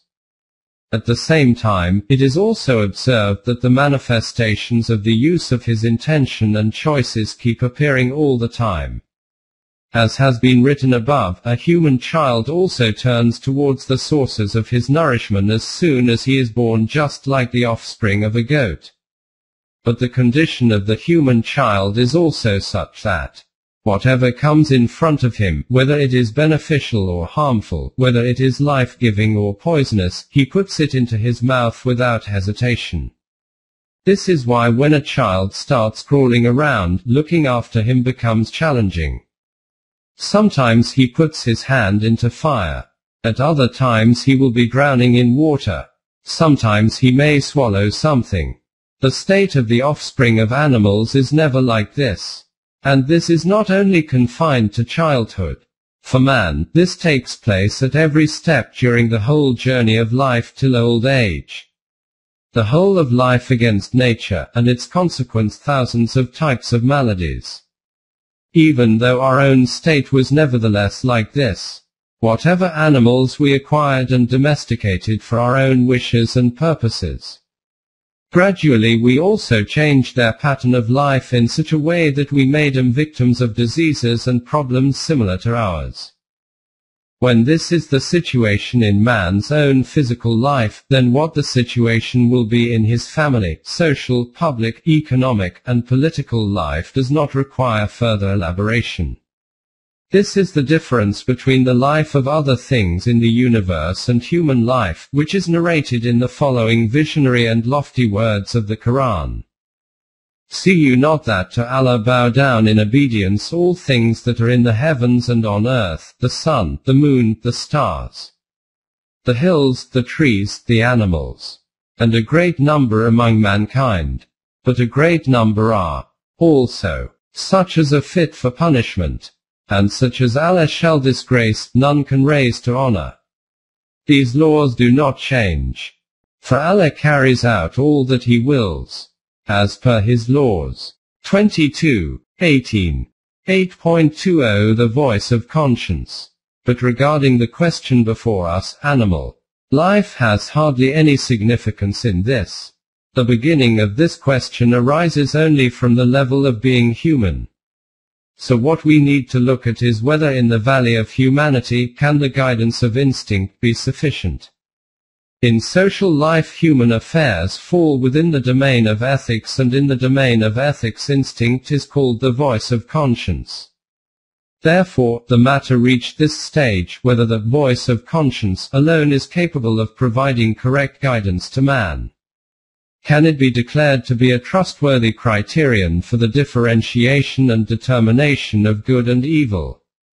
Is comprehension of reality within its competency? This is an established fact that ethical obligations commence with man. It is in the instinct of a sheep that it should eat grass and to not even raise its eyes to look at meat. But it is not within its instinct that it should graze only in the fields of its owner, and not intrude into someone else's field. This stipulation starts from man. It is generally stated that there is within man the power to differentiate, which tells him what is legitimate and what is not legitimate. The name given to this power to differentiate is conscience. This is called the inner voice of man or the fatwa of the heart. But the question is this: is there really any such power to differentiate inside man which can inform him of the difference between what is legitimate and what is illegitimate? This matter will be understood following close scrutiny that there is no such power within man which can differentiate between haq and batil, good and evil, legitimate and illegitimate. There is no doubt in this that a voice definitely rises from within man which forbids him from certain acts. But the question is whether this voice also differentiates between haq and batil. Observation provides an answer to this in the negative.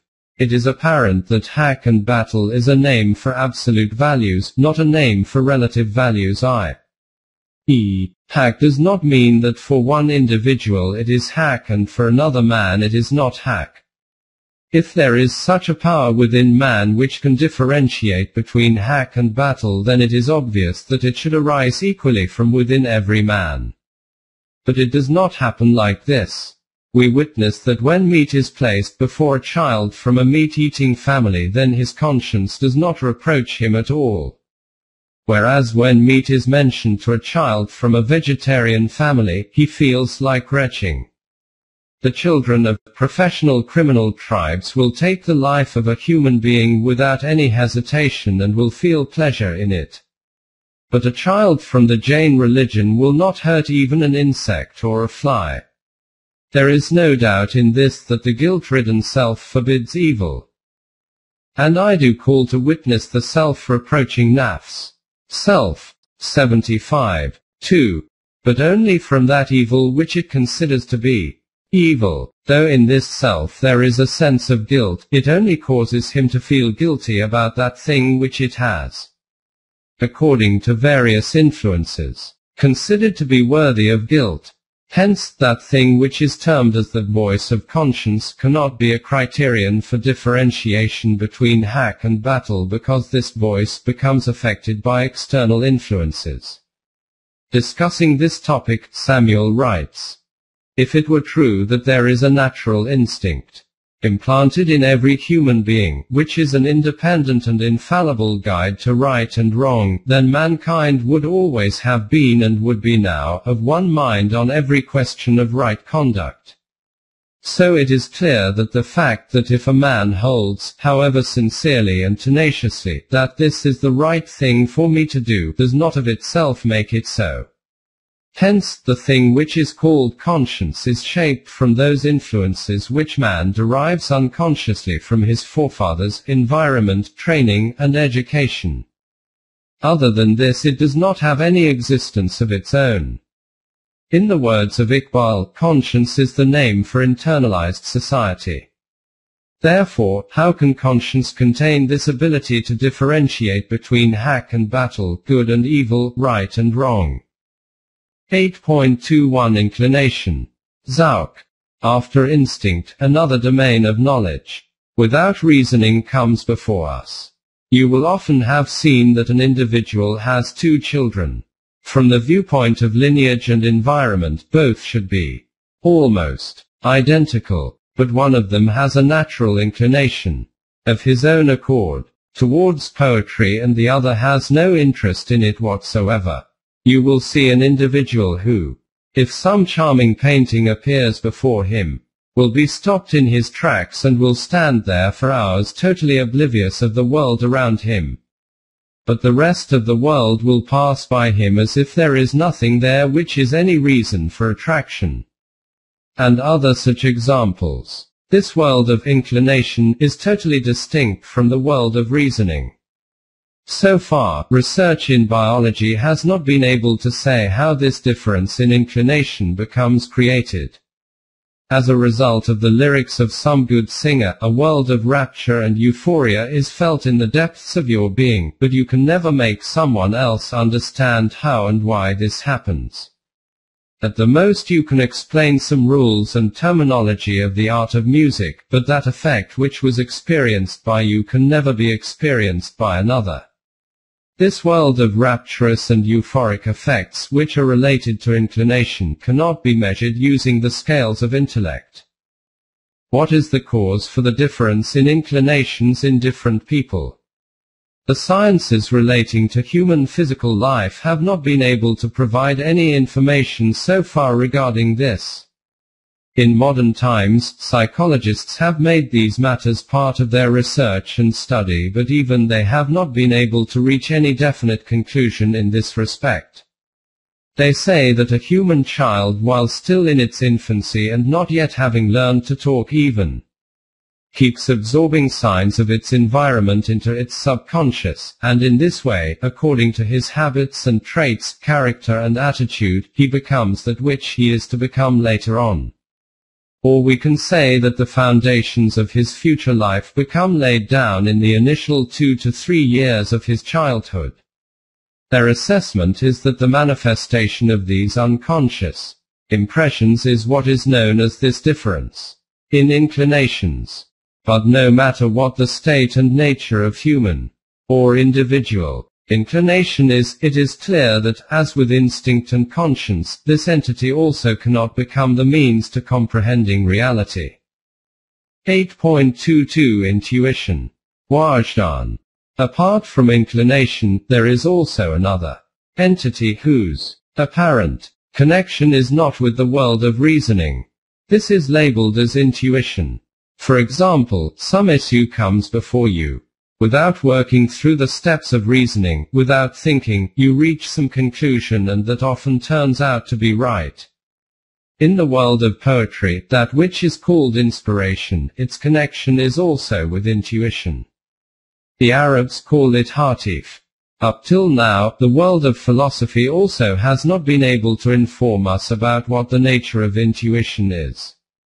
But a very famous proponent of intuition of our times, Bergson, calls it a higher kind of intellect, which is the unconscious outcome of concentration of thought. As an illustration, you can understand it as this, that when man talks, many kinds of traits awaken within him and become operational. He firstly thinks, what should I say, then he selects words for this, then by producing coordination between these words he links them together into sentences. After this, he utters these sentences from his lips. You can see how much effort a human being has to make to utter one sentence. When a child learns to talk for the first time, this effort of his becomes evident before us in a marked way. But if you look at an impassioned orator, he talks at the rate of 200 to 300 words per minute and keeps on speaking for hours. He thinks about his subject, also selects words for its expression, also puts these words into coordinated sentences. Then he delivers these sentences from his lips in such a way that not only should their pronunciation not be distorted, but so that those sentiments which they are the means for expression become fully manifested through the variation of the pitch and volume, and pleasure and sorrow of his voice. He continues to do all of this with an electrifying speed, and leaving aside the audiences. He himself does not have any knowledge or awareness of when he is thinking, how he is selecting the words, when he is converting these words into the form of sentences, and then how he keeps on delivering these like the steady flow of a river. In this performance of his no intellectual effort is visible, but all this takes place entirely through intellectual activity. By concentration of intellectual effort, this kind of trait becomes developed in man so that when he concentrates his attention on some subject, then unconsciously different parts of the machinery of his mind spring into action simultaneously and act with such speed that the normal slow movement of the intellect cannot perceive this action. Just like the movement of a wheel spinning at 5,000 revolutions a minute cannot be detected by even the sharpest eyesight. It appears static. The research of psychology of modern times is that our information starts to come to the conscious level from the record room of the unconscious self. The faster that the machinery of consciousness is, this store of information will come to the surface of consciousness with proportional speed.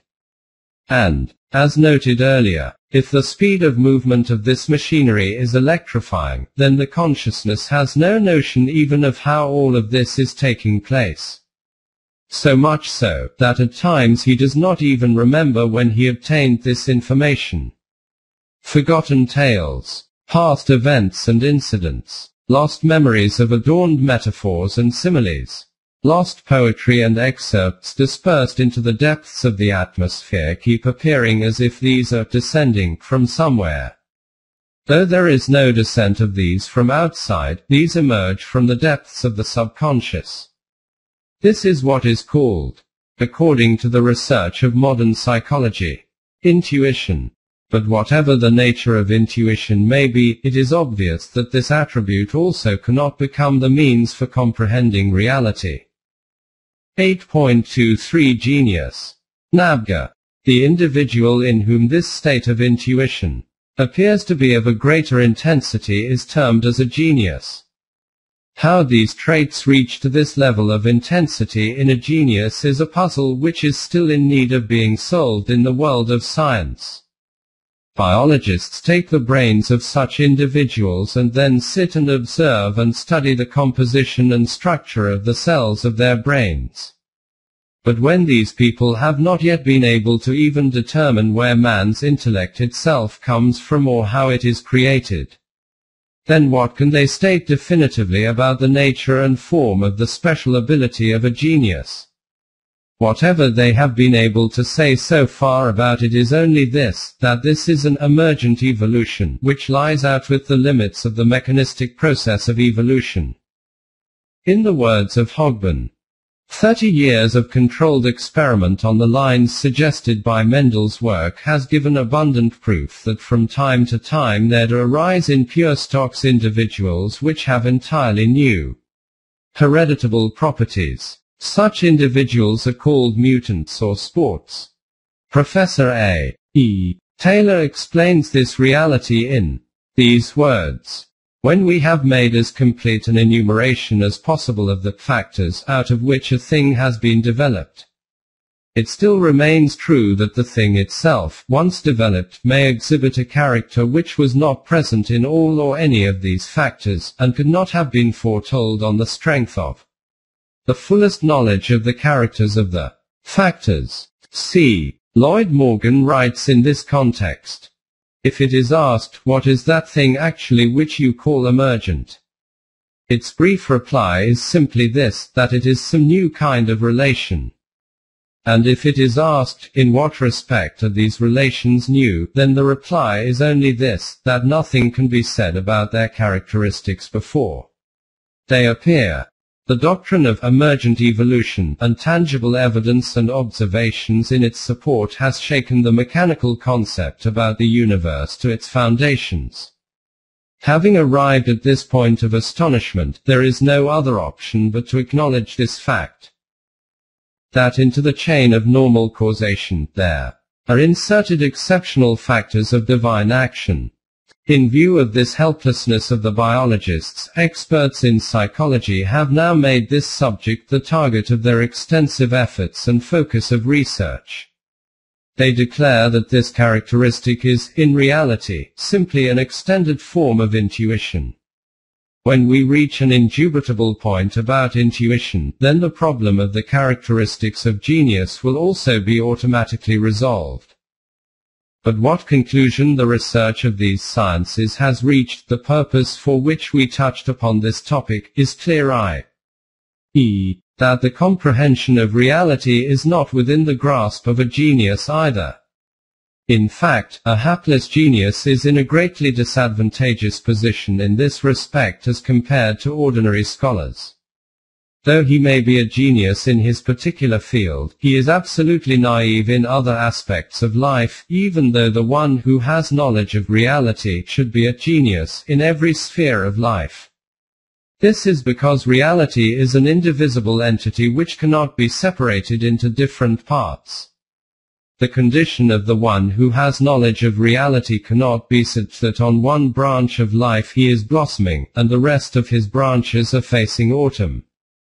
The actual fact is that the development of a genius is disproportional, and this is the reason why there is no balance and stability in the life of such people. Leaving genius on one side, Different sciences also examine one aspect at a time of reality, and when they study human beings according to this principle, viewing him as a machine, they research each separate part of him. The state of a machine is such that by joining together its different parts the machine becomes complete, but the state of human life is not like this.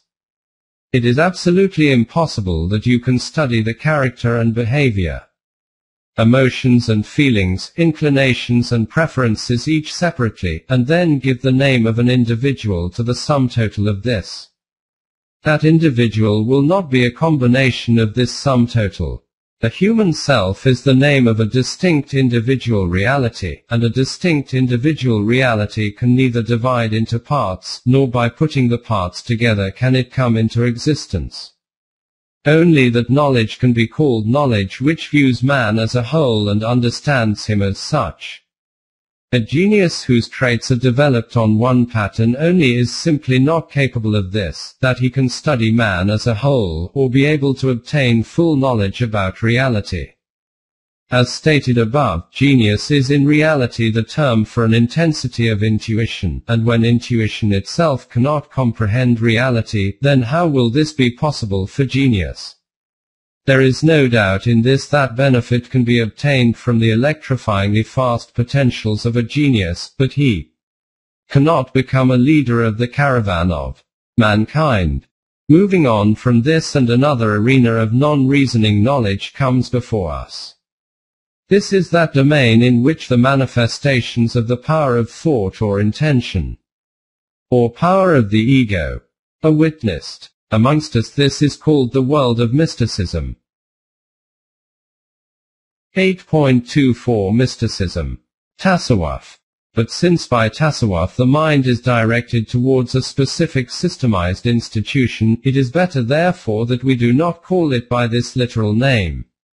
In English it is called mysticism, Batniyat, but due to the paucity of another suitable term, for them mysticism also comprises messengerhood, Nubuwwat, within its orbit. There is a concern therefore that this word mysticism can be misconstrued. And this concern is not just an assumption. It has often been observed that those people who have studied these matters solely through the English language do not differentiate between the traits and character, and environment and status of tasawwuf and nubuwwat, messengerhood, and as a consequence become trapped in a strange merry-go-round. Tasawwuf is in fact a world of meditation and contemplation, whose connection is with the display and demonstration of the power of the ego. For the sake of facilitating explanation and necessity, we will refer to it by the word Batniyat. Cast an eye on any period of human history and the manifestations of this practice will be visible in every land and in every era. If we look at it from the scholarly point of view, then from the initial stages of willpower, from auto-suggestion to its final stages, all are different links of one process only. Regarding instinct and intuition, we have seen that they are the consequence of inheritance or environment. Skill and effort has no role in them. But Batniyat is an acquired skill. A disciple from his guru, a follower from his saint, or a pupil from his teacher acquires this technique formally, and through various disciplines and procedures, meditations and hardships, keeps on adding to this prowess. These meditations and hardships increase human willpower or concentration of mind, as a result of which those kinds of paranormal manifestations are displayed in his act which are understood among us as tricks or displays of spirituality, but which in the West is called hypnotism and is learnt as a science, and is used greatly in hospitals. Its connection is in actual fact with psychology. European psychology still remains in its era of infancy, although in the modern era there have been famous scholars of it who have come and gone and are still present. In the meantime, discussions certainly take place among them about the conditions of the human psyche, its influences and behaviors, kinds and stages, levels and manifestations. But about the human self itself, they also know nothing of what it actually is.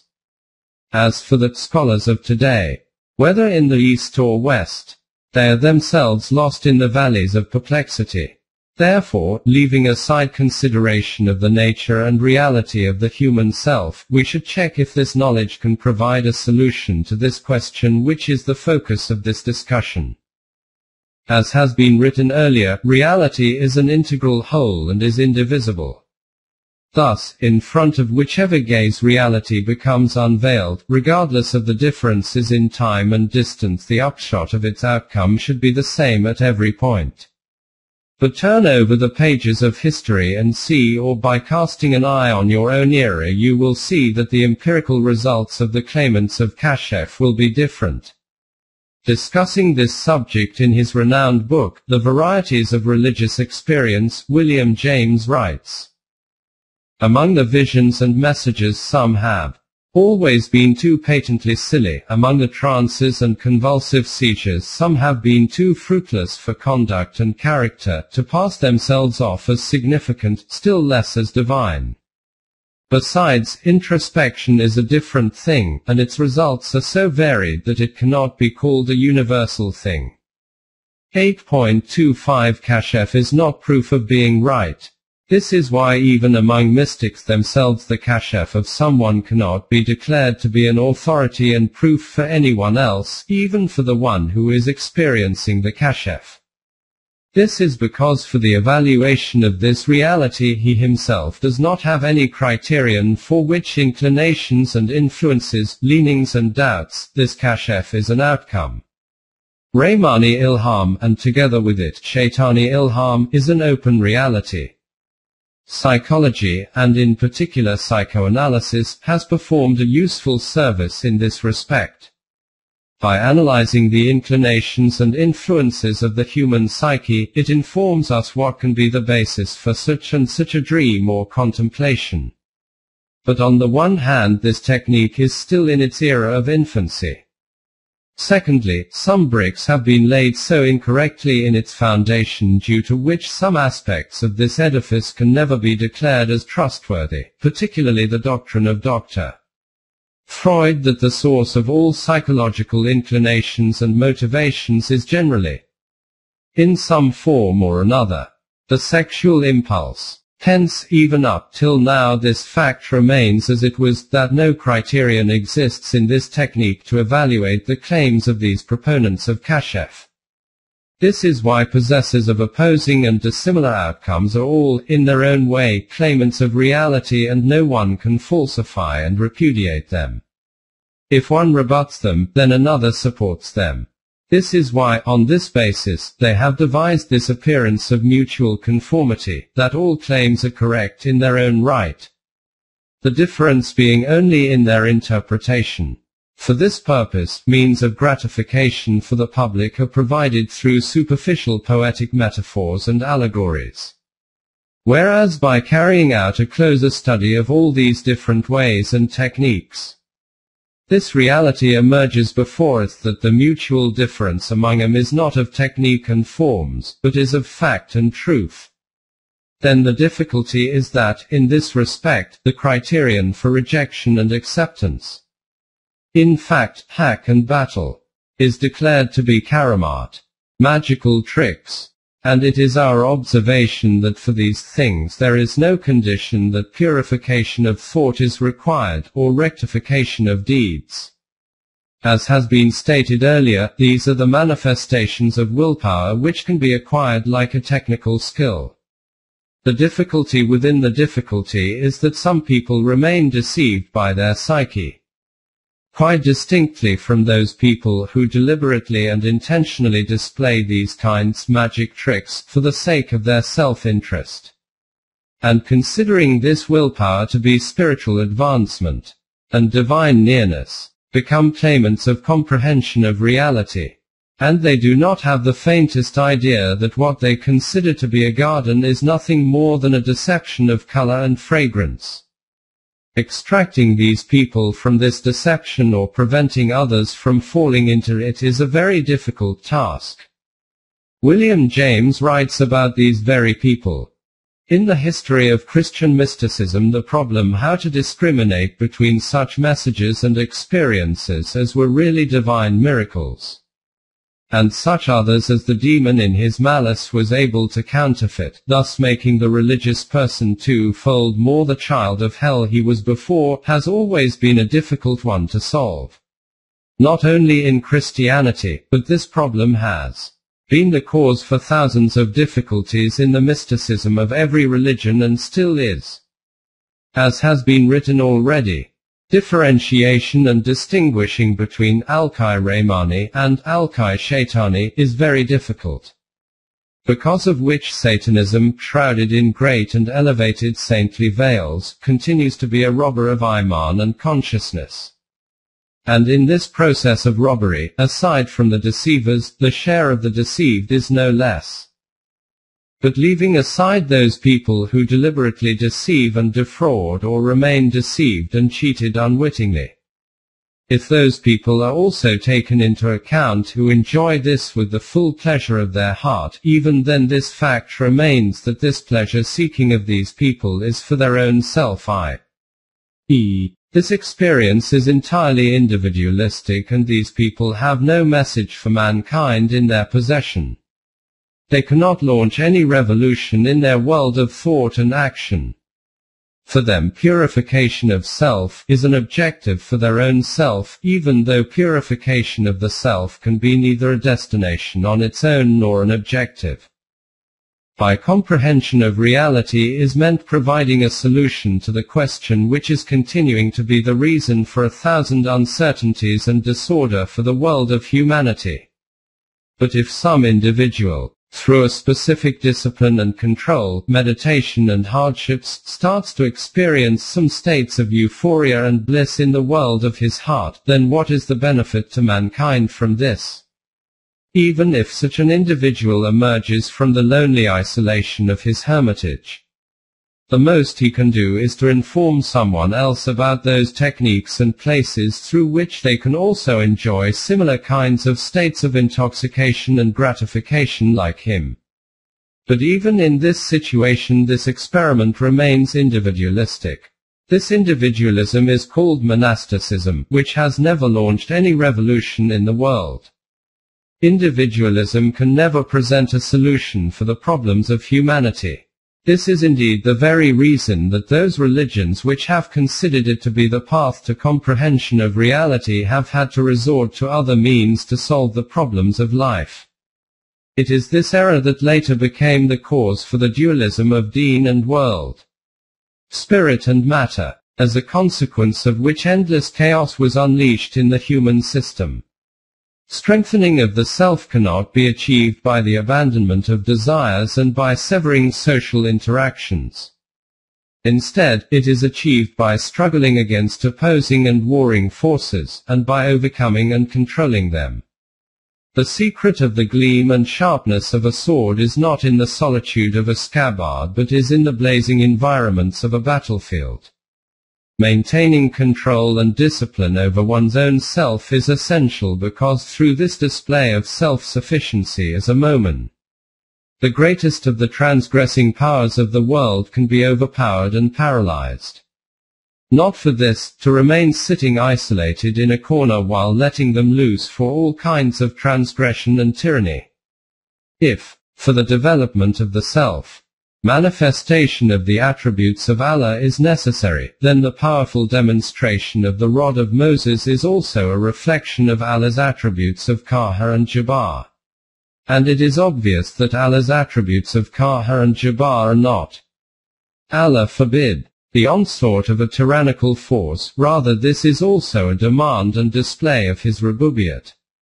Hence, whereas it is wrong to make physics alone as the focus of attention in the outer world, it is also not correct to consider only the inner world of the self to be the outer world. Development of the self takes place by the correct combination of the two. The dualism of ruh, soul, and matter, the inner and outer world, is not the Maslak way of the Quran. Whichever philosophy of thought holds only one of these before it, it is Ashmi. From these explanations, this fact has become apparent to us that the technique of Batniat mysticism also cannot become the route to comprehension of complete reality.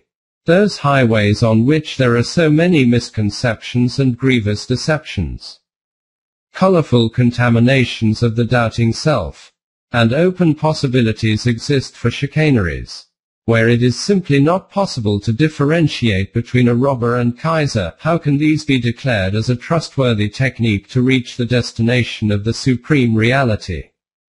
If some false step is taken today in the physical world of science, then the further research of tomorrow will rectify this mistake. But such enchanting and deceptive scenes appear in the world of Batniat that man, immersed in them, has no inkling whatsoever of what deep pits of destruction and annihilation the path on which he is treading is taking him to. 8.26 Review so far. Now let us move on. However, our impression is that due to the hardship of the path, your journeying intellect may be experiencing weariness. Hence, it will be better to pause for a while before arriving at the next stage. In these moments of respite, cast another eye on the destination left behind and then see in your mind's eye where we started from and to where have we now reached. The beginning of our journey was from that point that there is a question facing man, in search of whose solution he has always remained perplexed and in pursuit. The solution to this question is not possible without comprehension of reality. The route to this comprehension is knowledge. In the world of knowledge, first of all the physical universe comes before us, where intellect reaches from the constituent parts to the whole through reasoning. Intellect also desires that it could comprehend reality. But reality is infinite, and the sphere of reasoning cannot extend beyond the finite. This is why comprehension of complete reality is not within the scope of the intellect. Unity of reality is found piecemeal in the various spheres of intellect. A complete grasp of unity cannot be obtained through this method. The second stage is that of knowledge, which is not based on reasoning, in which first of all the issue of instinct or conscience appears before us. Conscience is influenced to such an extent by the external effects of lineage and environment etc., that it simply cannot be declared as the means to differentiate between hack and battle. This is why in the world the voice of conscience never reaches one conclusion. After conscience, the valley of intuition comes before us, in which the most expansive and vast arena is that of the creativity of a genius.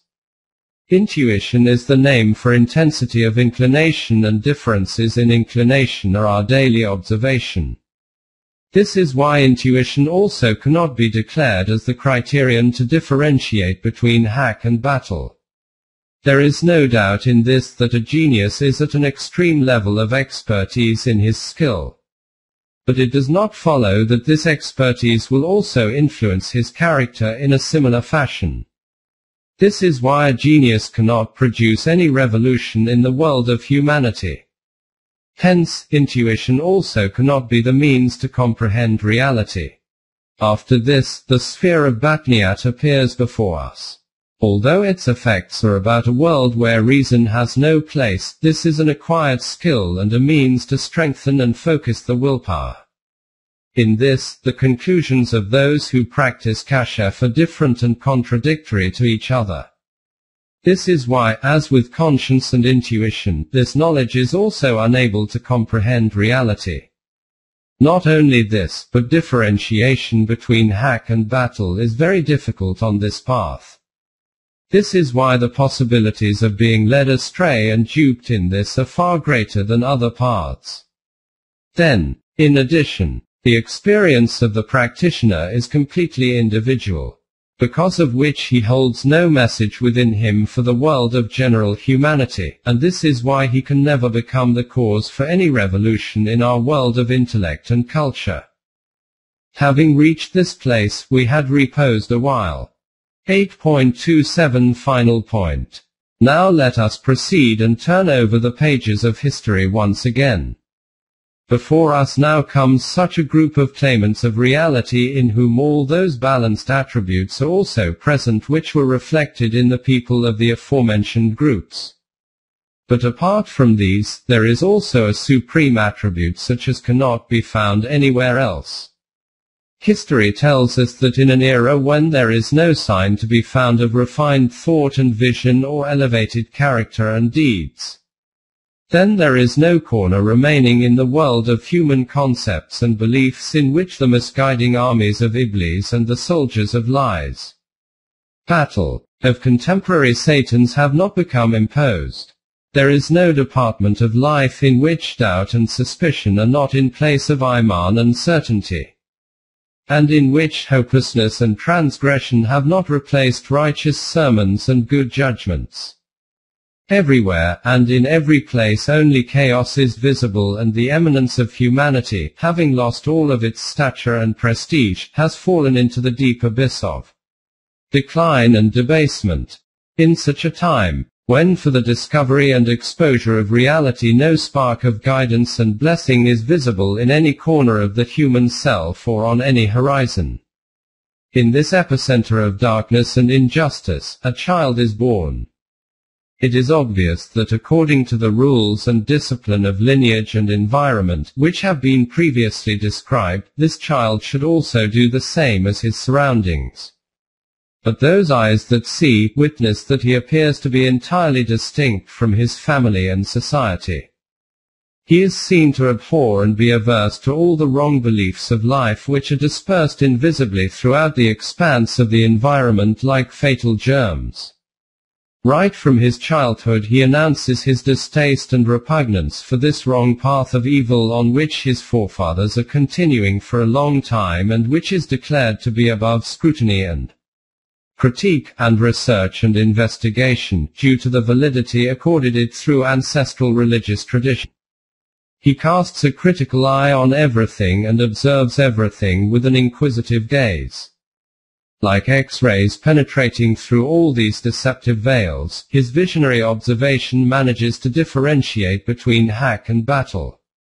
In intellect and wisdom also, he is so eminent that all the white-haired elders in the tribe and family seek his judgment and declare him as the arbitrator for the resolution of great and important matters. At the same time, neither unbridled intellect places him in any misconception nor does the voice of conscience deceive him.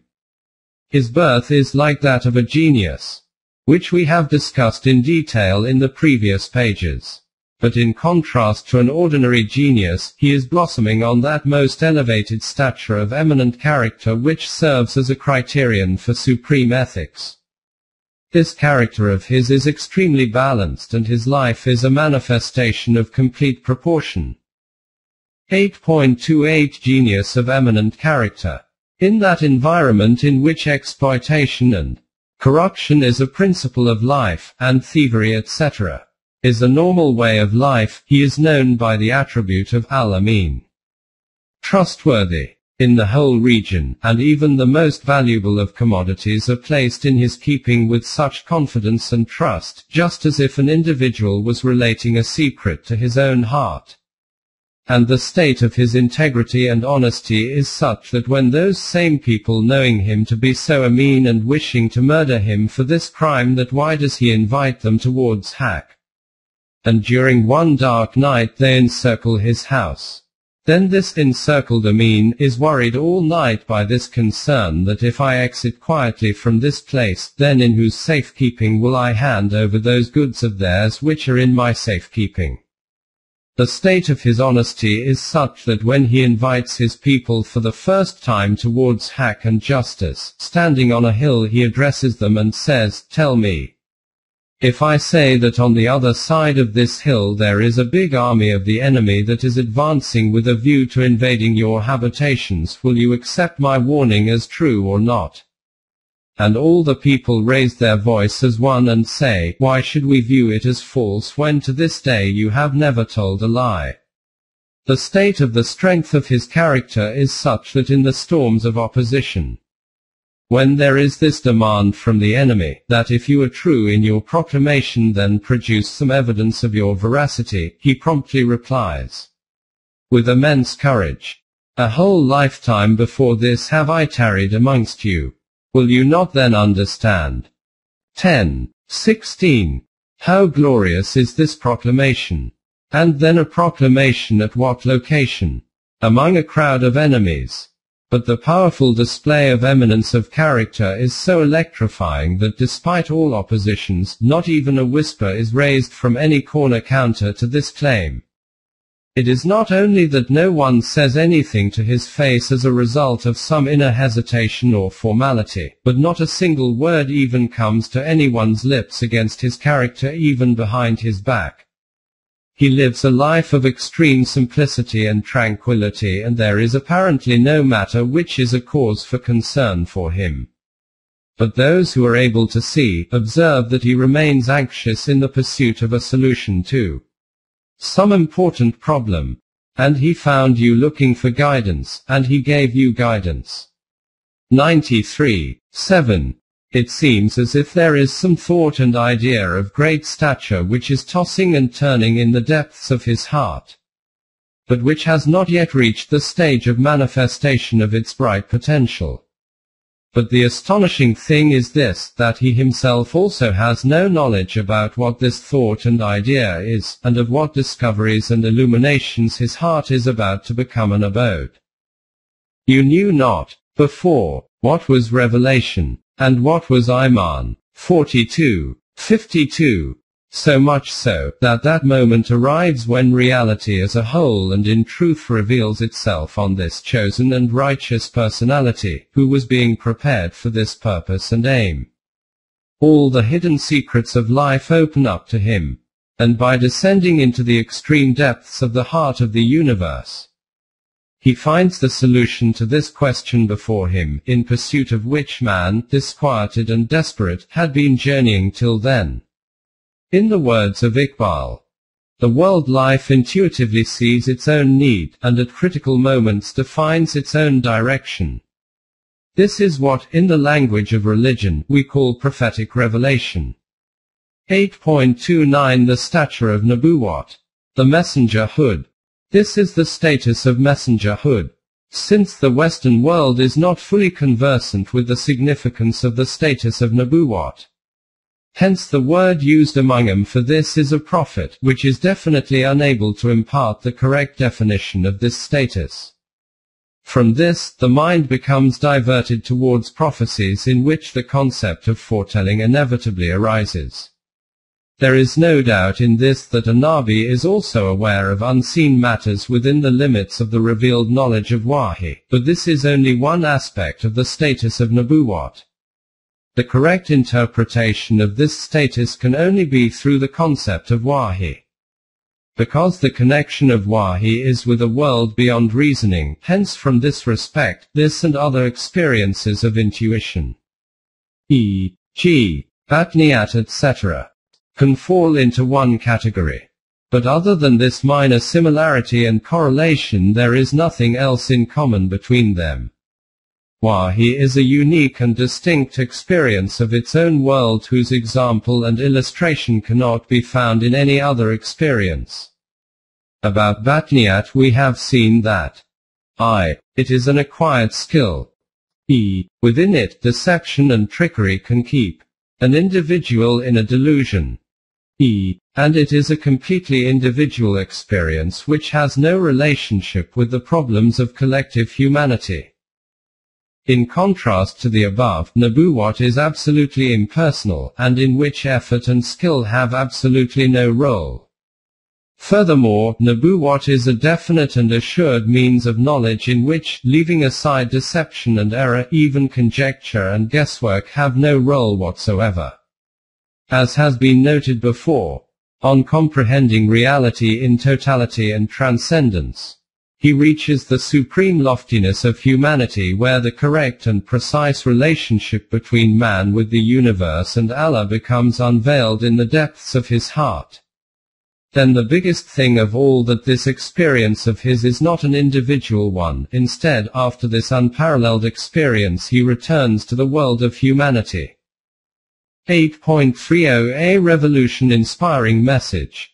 And by becoming a proponent of a grand revolution with dynamic energy in its lap, he infuses a new energy of life into the sleeping habitations of their thought and action, and in this way, with his unwavering Iman, which is based on the evidence witnessed by his own eyes, and through ceaseless effort, which is the tangible manifestation of this Iman, concepts of minds, angles of views, scales of things, modes of outlook and thoughts, all in all, changes the maps of the world of human selves and the external world.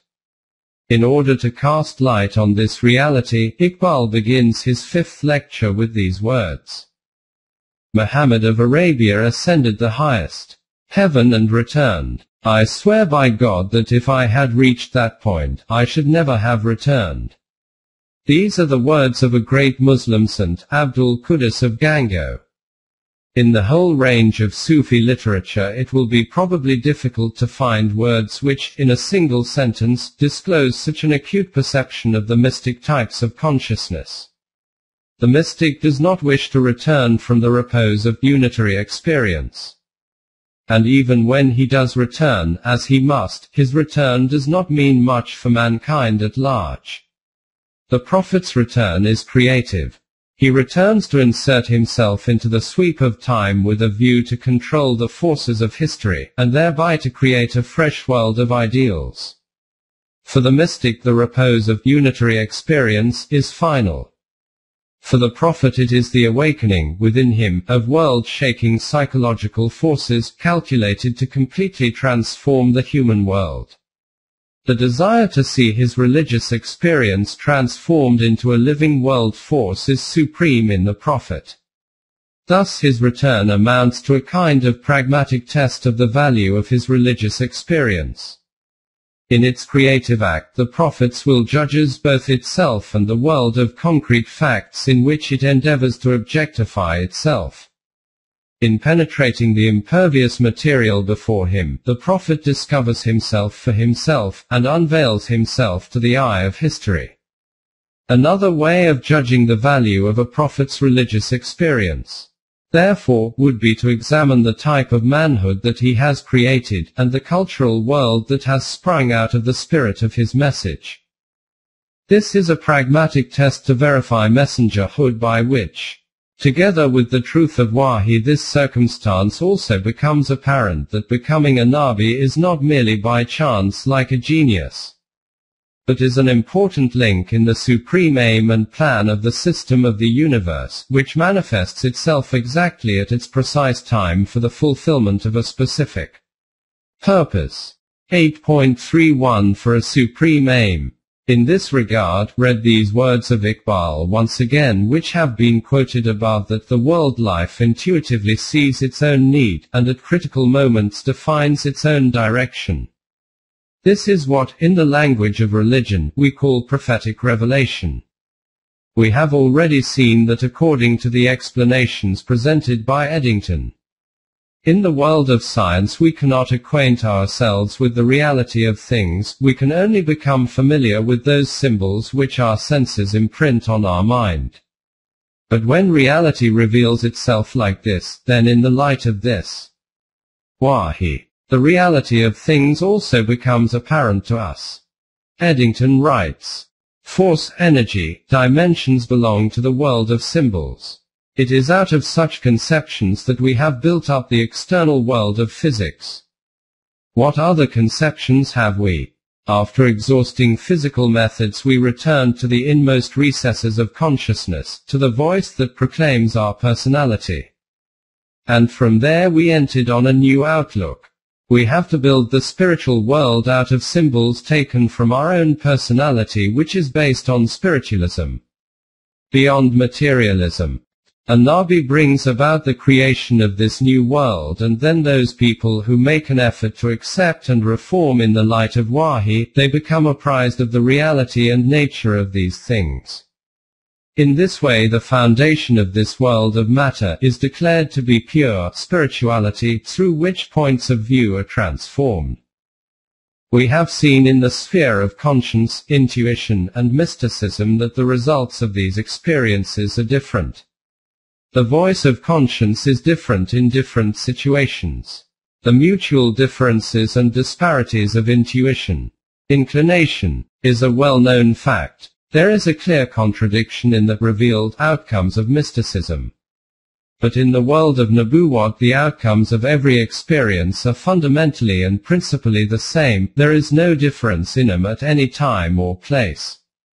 So much so, that even the difference in time and space can have no effect on them, because reality reveals itself totally and excellently on each one among them. This is why the experience of each one of them is the same. This is the reason that each one of them supports and authenticates the other, and together with having the truth of his proclamation accepted, he also invites acceptance of this fact that whatever were the number of Anbiya who have gone before him, they were also proclaimers of this same reality. 8.32 Status of Wahi and Intellect. The reality of Wahi has become evident before us. But the difficulty is that we generally wish to understand the nature of Wahi, which belongs totally to a world beyond reason, through intellect, i.e., reasoned knowledge. And when intellect cannot extend beyond its limits, then instead of acknowledging its limitations, doubts and suspicions are created about Wahi. Wahi is, in any case, a very supreme thing. Whereas our state is such that through reason we can neither understand nor make others understand even the most ordinary states of intuition. A few strands of metal are caused to vibrate with a plectrum, as a result of which music is created in the environment. Yet these acoustics create such a euphoric state in the world of our heart, that we can neither comprehend ourselves using intellect, nor can we explain to anyone else how and why does this happen. Hence, this principle is in itself wrong, that whatever we cannot understand using intellect, we should reject its very existence. Those people who have no ear for music can never understand until doomsday what it is that occurs through the vibration of these strings, or from some lyrics emanating from the throat, that causes people to start swaying their heads in tune. As has already been written, psychologists discuss the states and effects, and environment and circumstances of the human psyche. And it is on these discussions that the whole edifice of their knowledge is being based, but until today no one has been able to determine what is the human self at the end of the day. Look into the world of physics. Everyone is in agreement about the existence of ether. Its properties and effects and displays and manifestations are on the lips of everyone. But not a word can be said about the nature of ether, except that there is some unknown energy which is present everywhere.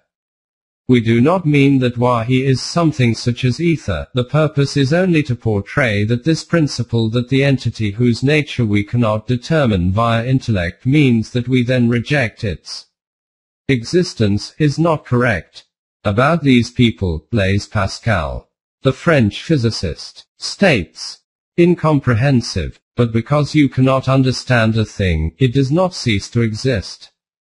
Now even science itself does not refute the possibility of the existence of Wahi. Samuel writes, science will not exclude the possibility of authentic messages from without. Cautious in accepting or rejecting theories within her own recognized domain, she will be even more cautious before rejecting, as well as before accepting, theories which relate to the vast region that lies, as yet, outside. Key 57. 8.33 Wahi and Science. Hence, the attitude of science regarding Wahi is now an attitude of caution, not of open denial. Let time move forward, this caution will gradually turn into acceptance. The fact is that tales of the confrontation between Wahi and intellect, i.e., religion and science, are reminiscences of the era of infancy of human knowledge. Wahi can never be critical of knowledge and intellect. Science, as we have seen, is an inadequate or deficient technique for the comprehension of reality, and Wahi is the total and complete. About this difference, Iqbal writes, "But we must not forget that what is called science is not a single systematic view of reality. It is a mass of sectional views of reality, fragments of a total experience which do not seem to fit together. Natural science deals with matter, with life, and with mind. But the moment you ask the question how matter, life, and mind are mutually related, you begin to see the sectional character of the various sciences that deal with them and the inability of these sciences, taken singly, to furnish a complete answer to your question." At another place he writes, "Science must necessarily select for study certain specific aspects of reality only and exclude others. It is pure dogmatism on the part of science to claim that the aspects of reality selected by it are the only aspects to be studied. No doubt man has a spatial aspect. But this is not the only aspect of man. There are other aspects of man, which science must necessarily exclude from its study, and the understanding of which requires categories other than those employed by science." Professor Eddington explains this reality in the following words. "We have acknowledged this point that the entities of physics can from their very nature form only a partial aspect of the reality. How are we to deal with the other part? It cannot be said that the other part concerns us less than the physical entities. Feeling, purpose, values make up our consciousness as much as sense impressions. We follow up the sense impressions and find that they lead into an external world discussed by science. We follow up the other elements of our being and find that they lead not into world of space and time, but surely somewhere. From this it is apparent that science only discusses one aspect of reality, therefore its sphere is restricted. But contrary to this, Dean Wahi views reality in totality and completely. Therefore, within this whole, the section of the world of science becomes included automatically." Iqbal sums it up. "Thus religion, which demands the whole of reality and for this reason must occupy a central place in any synthesis of all the data of human experience, has no reason to be afraid of any sectional views of reality. Other than this, Dean also goes beyond the world of science from another aspect. The aim of science is only this, that it can establish conceptions about things. Details of this have already been covered. Contrary to this, religion, Dean, is not satisfied with mere conception. It seeks a more intimate knowledge of and association with the object of its pursuit. Science only provides information, whereas the aim of Wahi is not only to provide information about reality but also that the human self should keep developing in such a way that the divine attributes, within the constraints of being human, should reflect in it. Through information science produces greater understanding about the possibilities of harnessing nature, but through the means of Wahi the human self becomes that which knows no limits." 8.34 Wahi and monasticism. When the world of physics itself is included within the domain of Wahi, Dean, then the doctrine of monasticism cannot be declared to be based on reality. The teaching of monasticism is in fact predicated on a false ideology of the dualism of Ruh and matter. Its teaching is that the evolution of the human ego is connected with the discipline and organization of its inner world. It has no relationship with the forces of the external world. But the proclamation of Wahi is that this section of this ideology is accurate, but along with this it is necessary to add that the internal world, which manifests itself within man, is not an opponent of the external world. Instead it is absorbed within the veins and arteries of the world of matter. Therefore, strengthening of the human ego will not occur by abandoning the forces of the world of matter, rather will be through the mutual harmony and support of the internal world and the external world. Wahi awakens that higher consciousness of man from which he learns what is his relationship with Allah and the universe. When man understands the meanings of this relationship correctly, he then establishes such a system according to it, in which all of these forces are employed to bring this objective to fruition, which is the demand of the fountainhead of life. In this way, his hand becomes the hand of Allah. Iqbal writes, of all the creations of God, he alone is capable of consciously participating in the creative life of his Maker. Endowed with the power to imagine a better world, and mold what is into what ought to be. 8.35 Aim and aspiration. What is and what ought to be. This can only be ascertained in the event that man can discover the reality of the different things of the universe, and it is not possible for this to happen without the light of Wahi. This is because without it there is no other means by which reality as a whole can be comprehended. This is that light by which man, stepping into the depths of the heart of the universe, spans all of its expanses. At this point he first of all develops awareness of the reality of his self, and in this way this fact becomes revealed to him that, in truth, only that world is real which has direct consciousness of its own reality. Through this man recognizes himself in the status of a human being. In this way, all aspects of his life become illuminated. In this way, Wahi provides guidance for him in all the departments of his life. According to Iqbal, religion is not a departmental affair. It is neither mere thought, nor mere feeling, nor mere action. It is an expression of the whole man. 8.36 Secret to Self-Realization. Let us glance once again at the first page of the topic under review. You will see that the human ego was desirous of immortal life. It did not wish self-annihilation. It was fearful of the idea of extinction. Iblees directed him towards the tree of immortality, and in this way informed him that the issue of survival can be resolved through physical sciences, reasoning, and man can live forever through his progeny. Contrary to this, the heavenly voice proclaimed that this is an invitation to misguidance, a call towards annihilation. The secret of the realization of the self lies elsewhere. Whosoever follows my guidance, on them shall be no fear, nor shall they grieve. 2:38. If you wish to be at peace from the fear of ruin and destruction, then there is only one way for that, to spend life according to the guidance sent from my direction.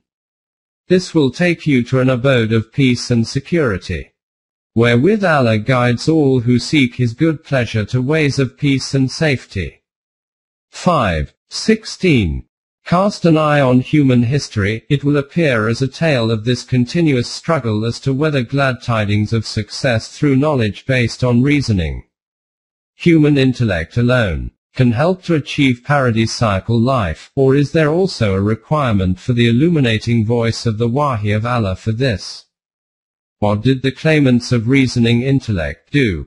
Firstly, using intellect alone, they determined what is the problem facing humanity, and then also desired to find the solution to this problem using human intellect.